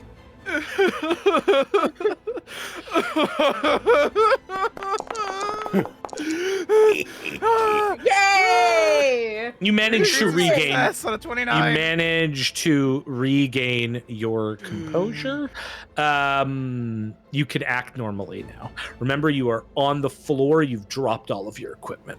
Yvgeny's gonna scrabble barely across the floor to his las gun. Uh-huh. He's gonna try and get it. Okay. He's gonna set it to overcharge, and he's gonna try and shoot the little chaos spawn. Yeah, you can target the little creature. Yeah, let me just target the big creature right there. Yeah. I don't think that's very little. I'm gonna shoot it. I'm in short range. You're just gonna try and hit him, period. Yeah.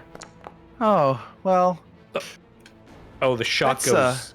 That's God, you're 84, 2 degrees of failure. You're so close. You try, but like in your fear, the shot just goes completely wide.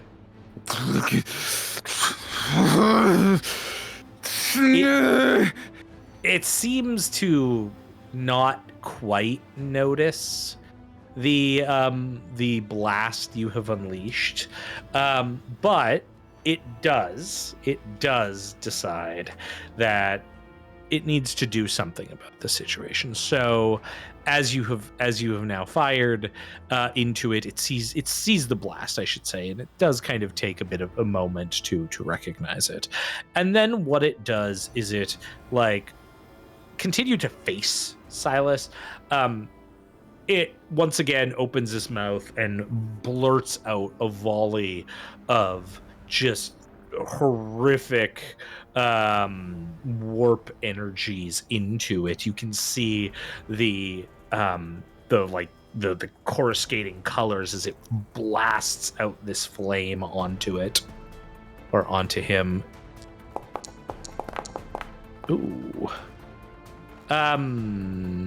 This doesn't include the other bonus it should have, which it will hit with, so I will just adjust this. But it's going to hit. I will roll damage. 1 sec here. Actually, I'm just going to re-roll this because it should have a higher thing in here. 1 sec. My bad. Okay. Of course, I roll enough to be worse. Okay, I'll just say a miss because the thing is being annoying. Is it's like flaming onto it. Yvgeny, you see this? What are you doing? At this point, Drask has now opened the door. Yvgeny is still going to try and shoot this creature from his pitiful position on the ground. We're trying again. We're gonna fucking try again. Would you like to aim? I would love to aim this time, now that I'm no longer paralyzed with fear for 5 turns. Totally. I'm gonna half-action aim and use the other half. Willpower is important, you know. Oh, yeah. I'm gonna shoot it. Oh, we're gonna try. There we go. You're gonna hit it. A 34 You're gonna hit for it. 6 degrees of success. Weird little body, yep. And that should confer, because it's overcharged, an additional 2 dice, if I'm not mistaken. We're gonna roll the first one. At pen 2. 8 damage, penning. I'm gonna roll 2 more d10s. Yeah. That's gonna be a 2 and a 5 plus 3, so that's gonna be a 10 and sorry, no, I can't do math. That's gonna be an 8 and a 5, penning 2. Okay. So we'll add 8 to what you get here. We'll apply it onto this little creature. 1 sec. We got a gripping onto his las gun as if his life depends on it. It's the only thing he has, which in this moment, ostensibly watching you see a it like crab crack somebody open back. Flicker in and out of existence. It like hisses in this sibilant voice. My feet must grow so weak now. And it tries desperately to strike at Silas once more with the warp flames that it possesses, attempting just a flat out shot at point blank, belching more flames. Oh, hitting but barely, and scorching. Oh, not a lot. But you know, it might do something. No, it doesn't. It does pierce, but only slightly. You can see Silas's chest plate is cooking, and this thing is trying its breathing. What are you doing, Yvgeny? Alina has run off now, left the door open to the bunker. Of course. Yvgeny is the only one who can do anything about this at this point. Is going to try and shoot a third time. Yeah. Same thing is going to aim as well at half action, overcharging. Stop! For a 24 for 7 degrees of success. It won't go only up to a maximum of additional 3. We'll try and do again. No roll damage. Another 2 going at that. So it'll be same as before. 8 damage pending 2. Gonna roll another 2. That's gonna be a 5 and a 4. And can you explain what the other 2 are for our listeners? So with las weaponry, they have variable modes of firing, which typically have different drawbacks. You can either fire for additional penetration and ammo cost, or you could overcharge at risk of making the weapon unreliable, but potentially for every 2 degrees of success, gain an additional damage dice on a hit, only if it hits. However, because this gun is best quality, it never really loses reliable, so I can overcharge at no penalty. Yeah. With the exception of I'm spending ammo. Yep. It'll still consume more ammo, but it's never going to be at a real risk to me. Sweet. Okay, so we'll add 5 to this. Let's see what happens to it. Okay, so it is going to take 2 critical damage. It's actually going to go up to 7 because of the 5 extra from that 2d10. So let me check. As you hit it in the body, it's sort of like gibbering mass body here. Hit in the body for a 7. The intense heat cooks the target's organs, and it's stunned and suffers permanent toughness damage. However, this thing is immune to being stunned, so it's just going to take some toughness penalty, which could matter. As you strike it and it takes it, you could tell that it is like barely corporeal now. It's phasing in and out, and you just hear this. But in its moment, it once again turns and opens its vast maw and tries to belch more flames onto the body in front of it. At this moment, you can also see that Silas seems to be stirring. Oh, but with a 1, that's gonna be a great success. So he's gonna hit poor Silas with this like coruscating multicolored flame. Ooh. So Silas is going to take to the head. You watch as the attack cooks Silas's face, melting his features and his eyes. You see that, like, his face is literally melting before you. He's screaming in his death throes, now awoken from whatever thing had incapacitated him only to this. With Silas is clearly in his last throes, this mewling creature seems to regain some animacy and turns towards you, Yvgeny. But one of its eyes grows massive and bulbous, and you just see almost shock in its appearance. As it points one of its claws. It's your go, Yvgeny. What do you do? Yvgeny's gonna watch his squadsmate's face melt and die in extreme agony forever. He's gonna keep shooting, but he's not gonna do so quietly. Throne, please! Why? Why won't you die? Throne, make it fucking stop. Trying again. Ooh, a 14 with 8 degrees of success. Well, that's gonna hit. Hot fucking dog. We keep going. More ammo spent. And damn, to its body. All right. So this blast smashes into its body. It is encased in fire as your last. You can see all of the eyes on it pop, like the multiple eyes. Even the teeth sort of chatter out of it like eggs as it falls to the ground. However, the blast causes it to have whatever warp impact is in it to potentially detonate. Does not detonate.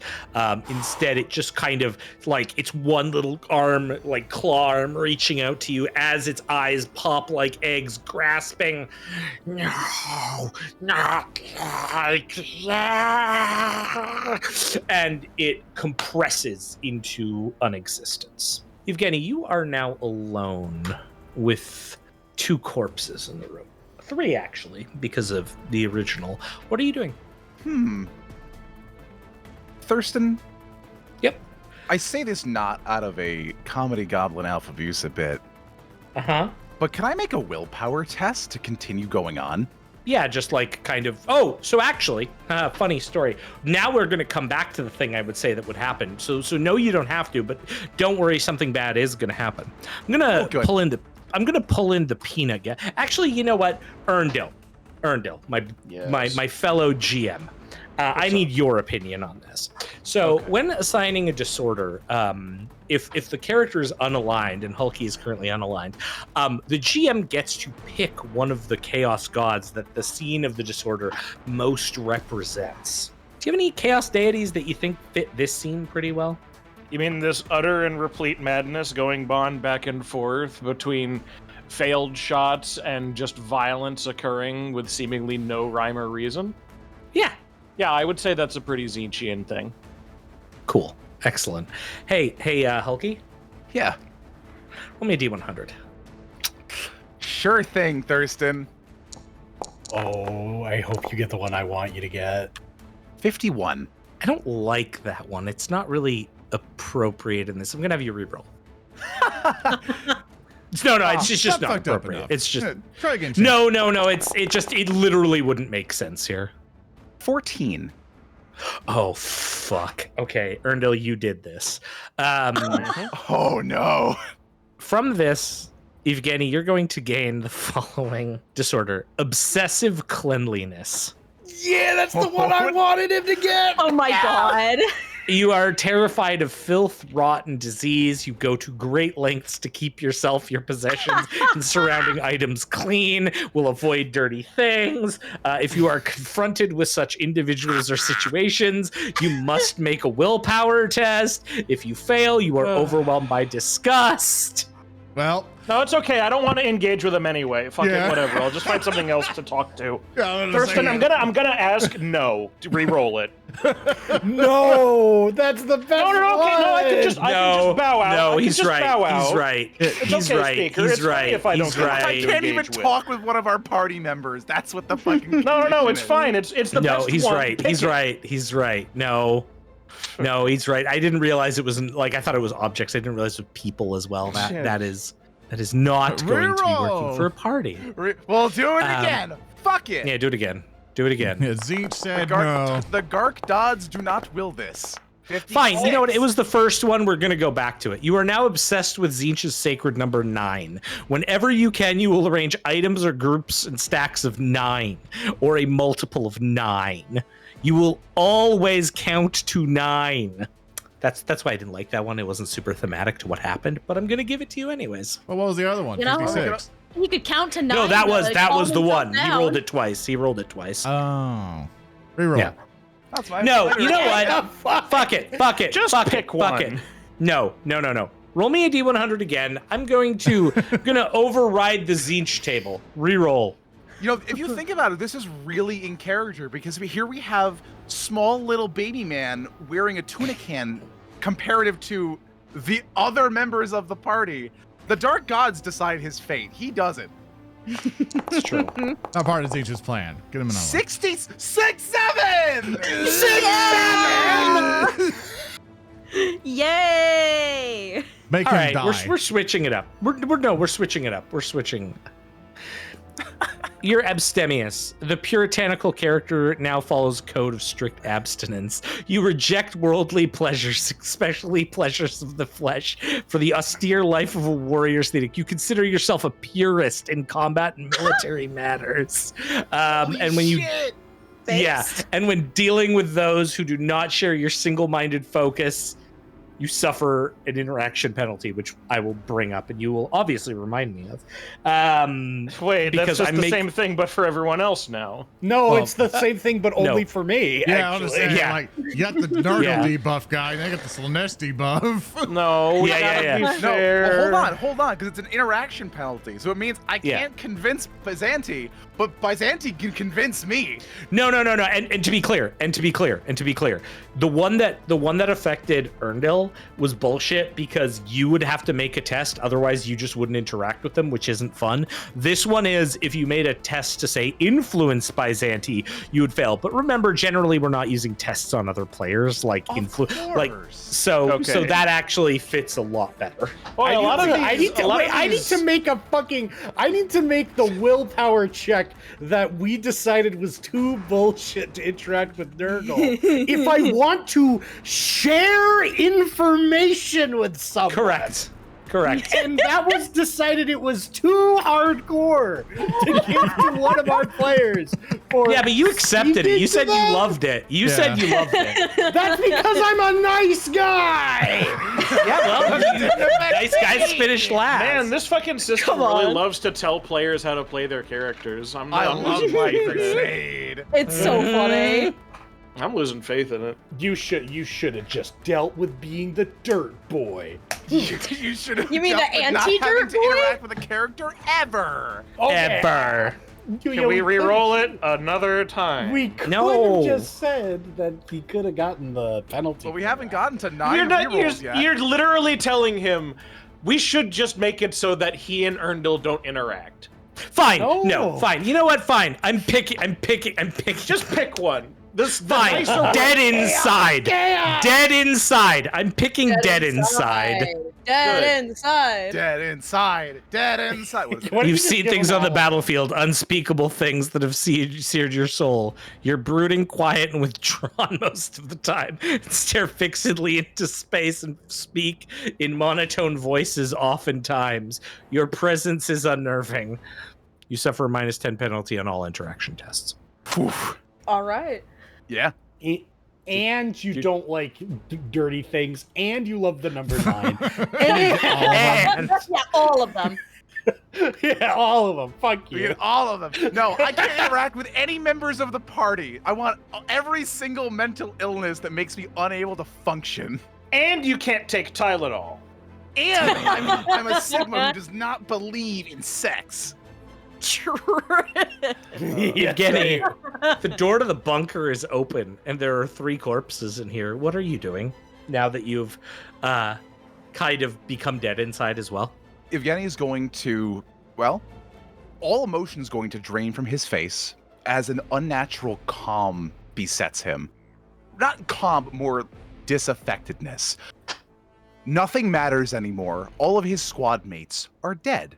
There are horrors beyond his comprehension that can spawn out of thin air, and he watched a crab crack somebody else open. Not even a crab, but close enough. Yvgeny is going to take all possessions that could keep him alive off his squad mates and shove all of them outside of the bunker. No, he's going to strip the bodies because Throne knows he might need their armor, and he's going to pile them at the door. And he's just going to sit. And he's going to just sit for a very long time. All right. And waiting at the door, Yvgeny stares out into the distance. We go back in time a little bit. Some time before. Earndil, will you please read the quote? Do you want me to read it as this person? I mean, your choice. Your choice. I can if you'd like. Absolutely. There, feel the glory of necrosis and rejoice.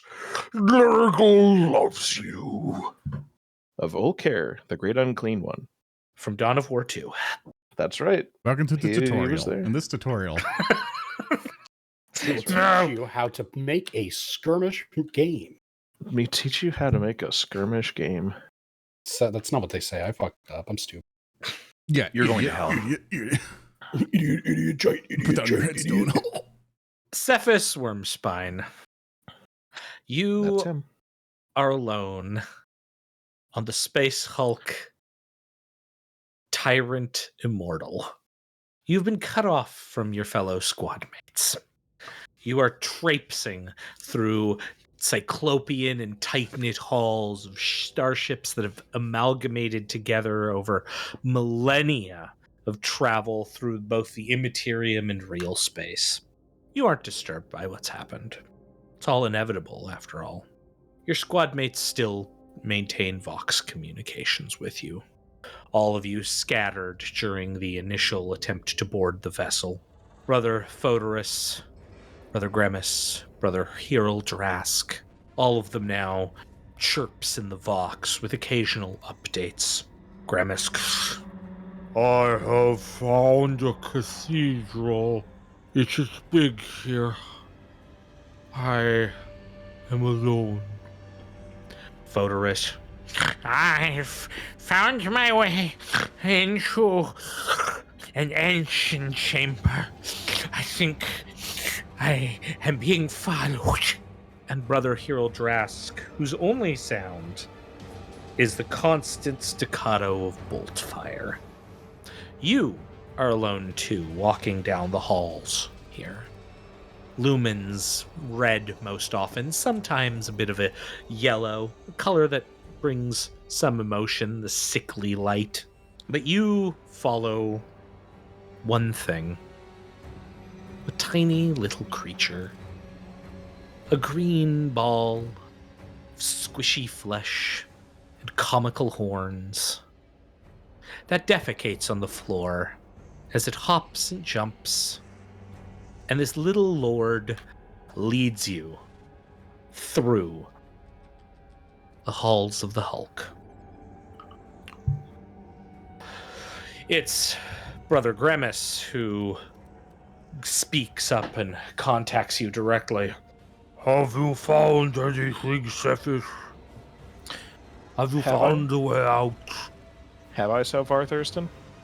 No, you are trying to find any way of maneuvering through here. I guess one question would be is, do you have any skills related to either navigation or survival? I do not have survival. Okay. And but I do have navigate surface. Though that would you know be what? surface. I will allow that here because these are very, very large vessels that honestly more represent cities than they do actual starships. That would make the most sense. Yeah, give me a just challenging navigation check. All right, you got it. Let's see what I get. Target is 41. Yeah. With a 63, that is no, with 3 degrees of failure. You are lost within this vessel. The only thing you have to sort of follow is the little lord that flatulates and chuckles as it hops and skips down the halls, seemingly having some path it's following. No, Brother Grimace, we have not found anything as of yet. You must be patient. Remember that everything is inevitable. I know, but I can hear them. They're getting closer. Then face the inevitability with a bright smile. If it's coming, you know to be prepared for it. And the bolter fire continues coming from Hyrule Drask. Suddenly there is a breach in that sound as you hear the crackling voice come through. Yes, yes. There's so many of them. It is glorious, a gift, a bounty of floral blooms, of bursting flesh. But they are plants, so it is fine. Well, I'll mark that on the tally then. I think if I can go low. Oh no. There are many of them, my brothers. I do not think I will survive this, Fodorus. Vox is in. I do not think I will make it out. I will go gladly into this fate. It is inevitable. And like there's a refrain from the others, inevitable. And even Hyrule Drask, inevitable. It was inevitable. And you hear this like sound. It's like a whistling, like a followed by an immense explosive sound. And then Brother Photorus's signal on your Vox goes flatlined, and you see no communications or any kind of status updates from him. Into the embrace he goes. Brothers, continue your work. Into the embrace he goes. There are not many of us left on here. It is a shame we could not take it. Ooh, we did not know it was already inhabited. Such mistakes are the folly of everyone. We simply deal with the hand we are dealt. Carry on, and make no fuss. Ah, yes. I'm out of ammo for the bolter. Now I shall use the sacred knife. Stab in, stab out, stab in, stab out. And you just like hear this refrain. And as you're hearing this, you see the little lord at the end of a long, narrow hall, standing on one leg, kind of doing almost a 45-degree angle with its hands in the air. It does like a big raspberry, like as it also continues to defecate in front of you. The Lord leads me onward. I shall be upon something soon, I believe. Do try to stay alive until then, brothers. As you wish. Yes. Stab in, stab out, stab in, stab out. Give me an awareness at plus 40, please. Sefice. Okay, I will give that a go. Plus 40, you said? Yep. Shrimple. 85, one above where that, so it's 1 degree of failure. You are so concentrated on what you are doing. You are following this little lord to the effective like detriment of taking in anything else. It's just, you pass through like a walkway that's elevated above a room. Something might be going on in the room, but you don't pay it any attention. Instead, you carry on into what appears to be an array of maintenance ducts. Your bulk takes up the entirety of this hall. The little lord continues to lead on.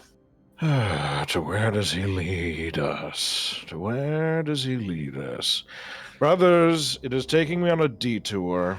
I shall give updates as best I can. Communication may be difficult in these ducts. Blade goes in, blade goes out, blade goes in, blade goes out. Yes, brother, it's fine, it's fine. Oh, I think they may be upon me. It's time. I shall look forward to seeing you in the garden. Go then.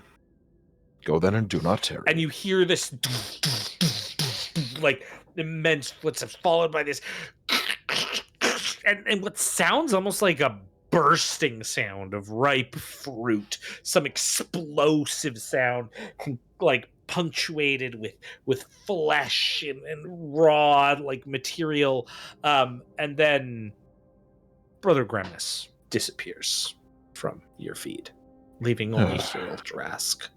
Disappointing, but not unexpected. The little Are you lord still is there, at the Drask? door. Knife goes in, knife goes out, knife goes in, knife goes out. Yes, do keep that up. Yes, of course. The little lord has reached a maintenance door. It's trying to turn the it's clutched on to, it's one of those sort of like wheel open, so you turn the wheel, and it's trying so hard, but its own weight isn't enough. Like it's like leaning on it, like literally jumped up and trying to put all of its weight, and this thing refuses to budge. Sefice will tromp forward, not like horribly slowly, but he is very, he's not rushed for time on anything. He's taking things very slowly. And he will go up to presuming that this is a Nurgling, correct? Yeah. He will put his hand beneath the Nurgling, not even remotely bothered by any horrendous, awful secretions that this thing may be dribbling onto his hand merely by its foul little presence. And he will pat it on the head before gripping the bulkhead wheel with one other hand and preparing to turn it. As you pat it on the head, it burps at you. Come then, little one. Allow me. And you open the door with no issue. However, as you do, you see in the chamber that's beyond, which is some kind of possibly training or sparring room, a hexagonal chamber that's off kilter from the doorway that leads into it, again, an amalgamation of ship parts blasted together. There is a host of greenskins within. They all look up. Their checker patterned shoulder pads and head plates with beady red eyes on their green skin with weapons raised, and you hear almost like just like an annoyance say, "Whoa, boys!" An annoyance bars my path. And he will slide his hand into his grenade launcher once more and raise it up, preparing to clear the way. Excellent. I'm going to put us into combat here. I'll get you to go to the encounter table and roll initiative for me against this mob of lads. All right. I will roll a 6. All right. You will get to go first, Sefice. So they've turned. They've seen you. They are shouting. But you have them by surprise here. I will open up very simply. I will do a half-action aim, and I will launch a grenade at them. How far away are they, roughly? They are extremely close. I'd say they're probably about within 10 meters. So that would be short range for me. Not point blank. Thank God for that. That'd be very awkward considering I have a grenade launcher. Yep. And I am doing a half-action aim, so that's plus 10. Mm-hmm. And it is a standard attack as well. So that's also plus 10. Yes. So we're looking at plus 20 for the modifier and then plus 10 for short range, right? Yeah. Boop. 78. Gotta roll a scatter. Okay. So roll a scatter, and then based on where it goes, basically, in this case, a 1 is bad for you. All right, let me roll the scatter button. Come on, roll If it scatter. doesn't do it, yeah, there you go. There we go. Yeah, so southeast. It goes southeast. Now roll. And you roll. It does do the distance here. So it moves 1 meter. So it only moves 6 a meter meter. blast. So it's still going to hit them. Yeah, it's still definitely going to hit this mob of lads as it does so. So this is a horde. So when you fire a blast weapon into a horde, you effectively hit them a number of times equal to your blast. What's the blast rating on the grenade? 6. So you will effectively hit them 6 times with this. There are 20 lads here. So you may roll damage, please. All right. Get out of my way, greenskins. You're interfering. And the damage will be fairly high at a 17. Oh, yeah. 6 of them melt. And at the same point as that happens, I believe I also have to do a toxic trait. So I'm going to roll that as well. I don't think you have to if they're dead, do you? I'm going to count it as the entire mob kind of gets a bit. So I'm going to give it to you as a little bit extra just for this. Fair enough.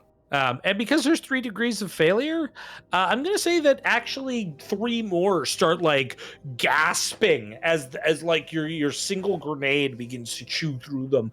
And you see them like melting into slurry as hands go out. There are only 11 of them left. Like grenades whistling through the air like a screaming head of nonsense. Yeah, they are, however, going to come at you really quickly. Just give me 1 moment here. By all means. And yeah, you can tell that they are rushing towards you with again a big whoa as you see choppas coming up, and those choppas raise up high and they are attacking you. So in melee, they get some bonuses against you. So when they are attacking you in melee, they will get some bonuses to their attacks based on the magnitude of the horde. So there's, it's not a massive mob anymore, so they aren't going to get a ton of bonuses. But we will see if they can do this. They're going to get only plus a d10 to their damage if they hit you. So we will see if they do that. They are coming at you. So again, sort of as you're standing in the doorway, the little lord cowering behind your feet, like they. Owing to ambidextrous, I'm just ambidextrous and being constantly braced from that that ability I have. I don't remember which one it is. I believe it's bulging biceps. I don't remember which. Yeah, one. bulging biceps is the one. Which means I can have both my power sword and my grenade launcher ready, even though they hit me easily with a 5.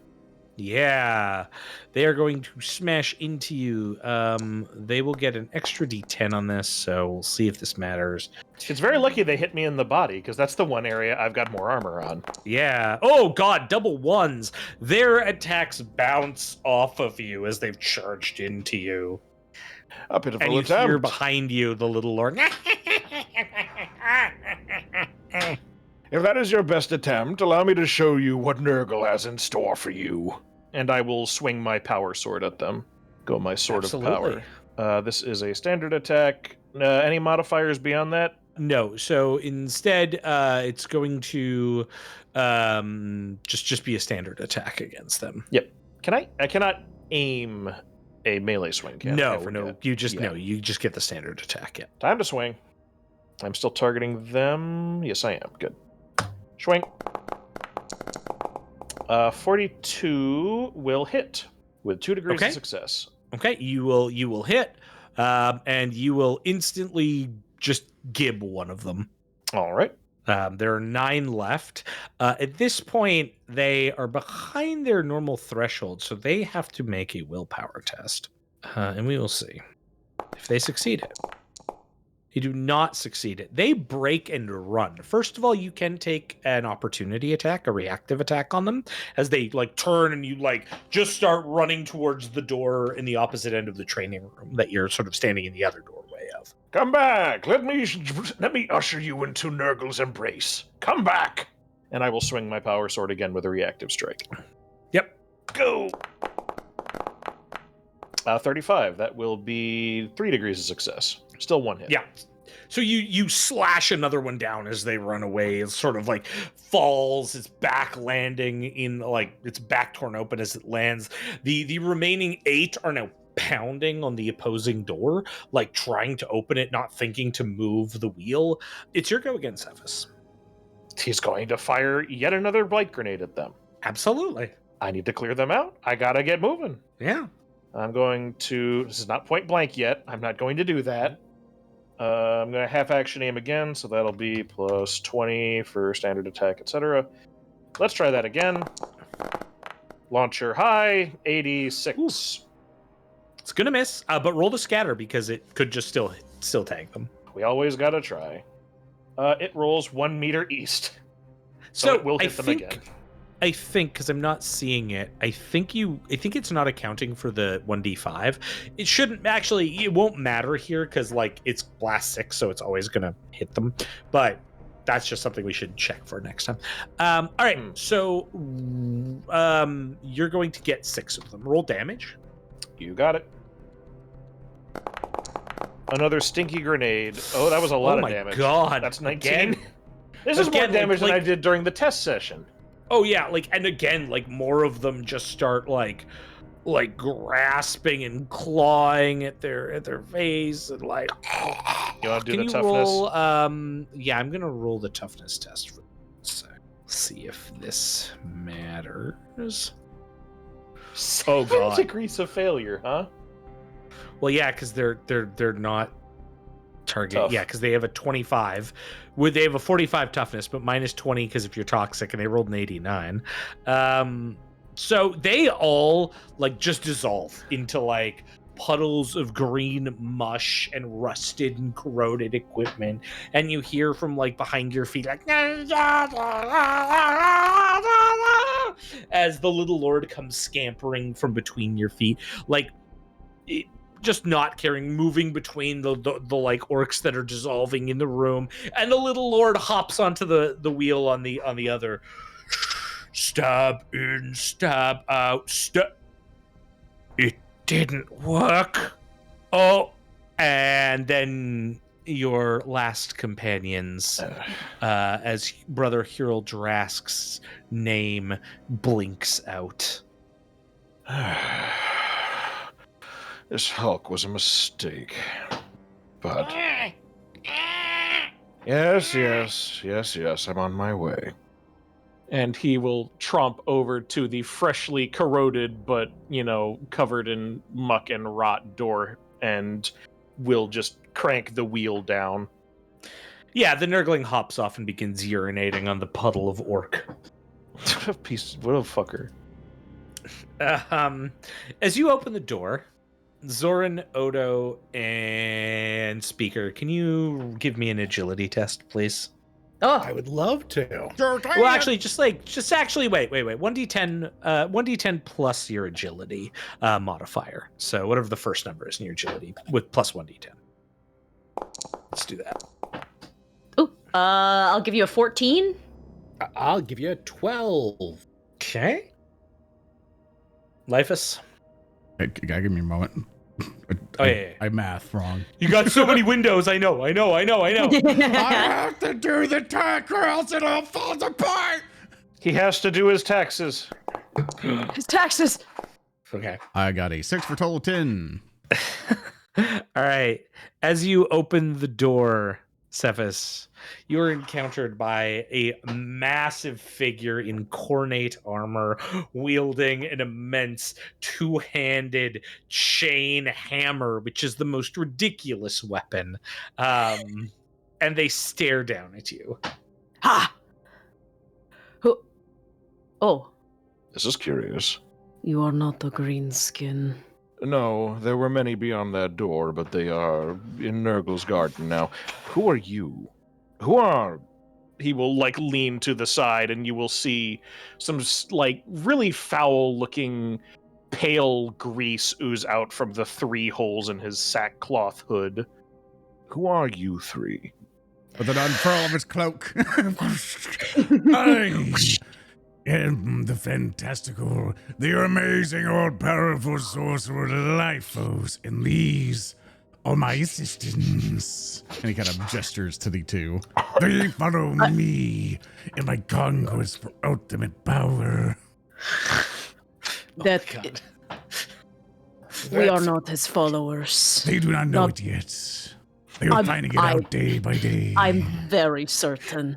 I am extremely certain. I am Bethael, the Brass Hound. And I am the great and magnificent... Pause. Give me a willpower test, Peter. You're so right! You're so right!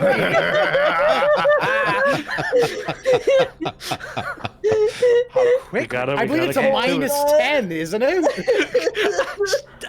Sure, right. Oh my fucking god. Oh, yes! Okay. Yes, you can give him your fucking name! Yeah! You rolled a 15. Yay! Hulky Crow, die. I didn't do anything. I'm congratulating you. All of our discussions, out of the game, we're just look, let's do this as a serious Garrison one. Let's roleplay seriously, let's kind of do all that. Because we noticed that every single time we fucking roll anything, he's like, man, there's the peanut gallery. Exactly. God forbid I want... God forbid we try to be a little bit serious. I want Speaker D and not Silent D. True. Silent D.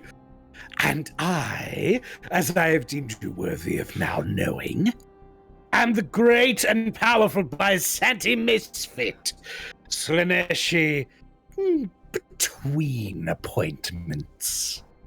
Ah. Very interesting that the gods would have us meet here on this hulk. I am Sefice Wormspine, Nurgle champion. Why do they call you that? If I am to pass away, you are free to find out. I bet he's got a worm for a spine. I bet that's why they call him. Probably You are a worm deft in his one. spine? More than one. Aha! I was right. You are all right, and I must congratulate you on your adroit assessment. But I am curious, you all being here is rather unusual, given that this vessel, to my knowledge, was only found by us in the Cleaved until just now. Who the hell are the Cleaved? All right. So, do any of you have any lores that would be appropriate to this? Perhaps Forbidden Lore Chaos Space Marine. Yeah, absolutely. Yeah, I have common lore will- Adeptus Society. That sure. You know what? I'll leave it alone. But I'll let you do that as an easy check, so plus 30. And Zoran, for you, would be an ordinary check, plus 10. Got it. 5. Ooh, 5. 9. Holy shit. Oh my god. They know everything. Yeah, both of you are like, yes, the Cleaved, obviously. So in fact, you probably know. The Cleaved are a warband of Chaos Space Marines. They are renegades, so they are not Space Marines that were like, from the Long War, so to speak. They have had irregular appearances. Their first known appearance was on the planet Magma Cordelian, where they essentially appeared and massacred the Guardsman and secured the planet for the traders. In more recent times, they've been known to do various like Space Hulk boardings to take over and find technology and what within. They are very much a group known for their like raw endurance and ability to keep fighting on, except for like the most difficult of injuries and sustained assaults. You would know, however, with your varying degrees of success here, and in fact both of you with 7 and 8 degrees of success respectfully, would know that when you came on board this Space Hulk, because you came on for a similar reason, you had reason to believe that the Cleaved would be here, and much as you're guessing your new associate has come to realize, you weren't expecting a bunch of greenskins to be on this ship, and now you're desperately trying to get off. The last thing you would know is that their vessel, and Sefice would know this too, that the vessel they came on board was destroyed.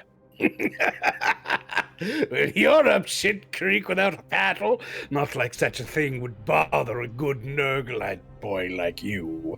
Welcome to our merry band, brother. Well, considering I am without battle brothers at this stage, yes, I would welcome it.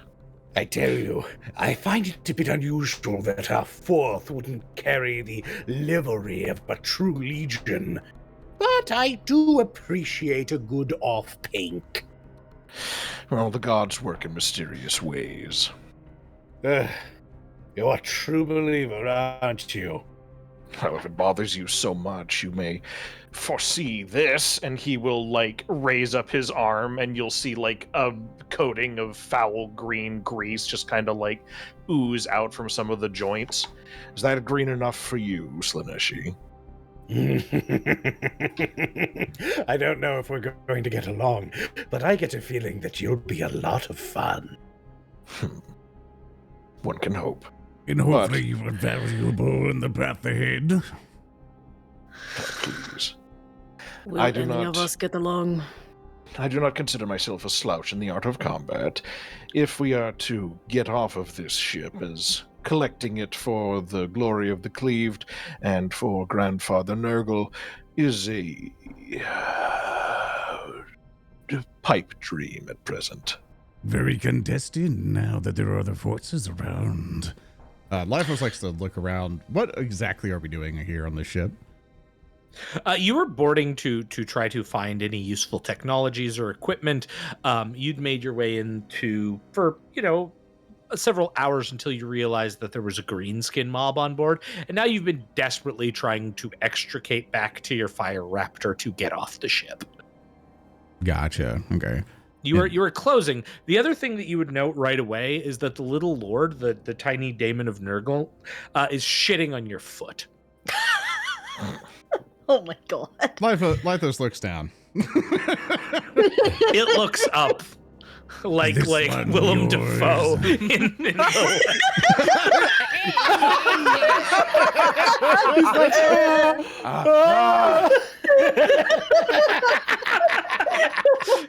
As Lythos looks down, he'll say, I assume this one is in your charge. It seems that it has taken a liking to you, Tzeench. I take that as a good omen of sorts, given our disagreements between your god and mine. I will tolerate its existence for now, as long as it can be. as Lythos kind of like leans down a little bit, trying to like being as intimidating as possible toward it. As long as it is useful. It picks its nose and burps at the same time. So Lord, What a lad. young lord, do not agitate him. We had best keep moving. You are guiding me somewhere, I believe. In response, it just turns and like looks down. It hasn't stopped shitting this entire time, so there's like kind of a mound that's almost as big as it on Lyphos's foot. Where the hell is he getting that fiber from? That shit should be liquid. True. Everything is provided in Nurgle's garden. Oh my god. Nurgle's garden with its poop fiber. That's right. Bile It's actually a poop feast warp returns. portal in its butt. That was Sefice's alternate name, Bile Poop Feast. But I decided against it. Good. True. Good. So almost as though it's like answering you that the way you should go is the Tzeenchian guy. He continues shitting to indicate this. I believe it has led me to you. And we know the way back to our raptor or to our ship. Yeah, right? yeah, yeah. You're Okay. actually fairly close. You've been Okay. like you're fairly close to the fire raptor at this point. And just so I can get context, so like once we get on it, is that just been our ship of transportation, or do we dock? to a No, much you bigger have ship? you have another ship, which we'll talk about later. Okay. Oh. It's like, I'm And just trying to I bet follow it's- along with the say here because I'm just like, let's just chill out, man. You Now can we are come just with hanging. us. He's like, the more the merrier for our eclectic crew, I would say. We have a ship nearby. I would welcome you to come with pilgrimage to see my magical glory rise through the ranks. You know, I can't help but have my heart warmed deep down in its cockles to see you so warmly welcome your brother from an opposing god. Bethael, how come you're never this nice to me? Because Fair somehow enough. I even prefer his think to yours. You know, Bethael, one of these days, you're gonna get your head chopped off, and I'm gonna make sure it goes someplace very special. The feeling is mutual. And it will go right here. And I'm gonna point at the skull totem on his back. You should Don't be wear me on honored. your back! You should be honored to watch my back forever. You better put me on the front. Nothing less will suffice for my vanity. Hmm. It's Maybe always if like you this prove with those two. yourself. Oh, and don't get me started on, back at Scalathrax, I would have had you here and there and there and there, you know?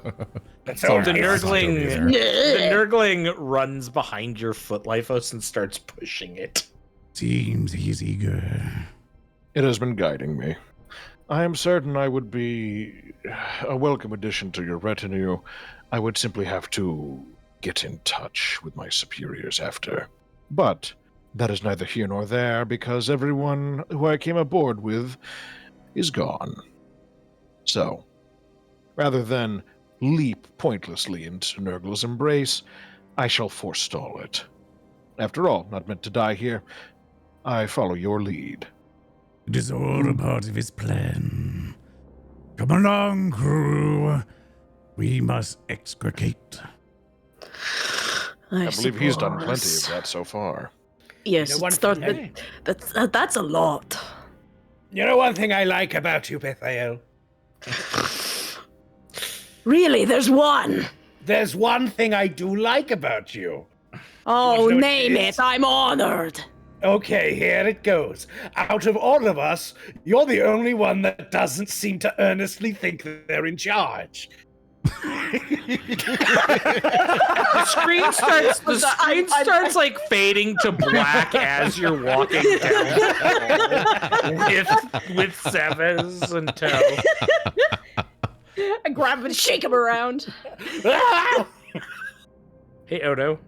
Oh, that's me. Yeah, you want to read the quote that's on the screen? Ooh, all right. It is us. The truth that there is nothing in this galaxy but us. It is our emotions, our shadows, our hates and lusts and disgusts that lie in wait on the other side of reality. That's all. Every thought, every memory, every dream, every nightmare that any of us have ever had. Credited to Iskandar Khayan of the Black Legion. Yvgeny, you sit alone in a bunker, surrounded by the remains of what was once the corpses of your fellows, the corpses themselves having been placed outside. You have your trusty weapon, and the door begins to open. What do you do as you see the bunker door begin to turn? Yvgeny will shoulder, aiming at the door, aiming at presumably whatever is person height. Okay. And as you aim and the door opens, 4 angels descend upon you. That is where we'll end our first episode. Yay! Blood and Gunder. System. God, Sefice's voice fucking hits me deep. Gets you. Go get some water. Yeah, imagine you have to go and garble. No, it's not even that it's particularly raspy. It just tugs on one specific chord, and it starts. Yeah. It's just right there, and it's just the one chord. The Bethael noises have knocked loose all of the phlegm in my head, and I'm just like. Congratulations! You won a $100 Walmart gift card. I'm Byzanti, the surfer. D9. I like Byzanti so far. You've done a good job with him. Oh, he's great. Thank you. I adore everybody. I'm just glad you made that willpower test to tell him your name. Or else we would have to change. We would have to just constantly change his name in the overlay for whatever name he gives. Alternate reality where he perpetually fails that check, and I never learn his name, so I can't refer to him. I just like the idea too that if you meet someone, he will refuse to tell the name, and then one of you will be like, "That's Byzanti," like, and he'll just be like, "How dare you? You would not know that."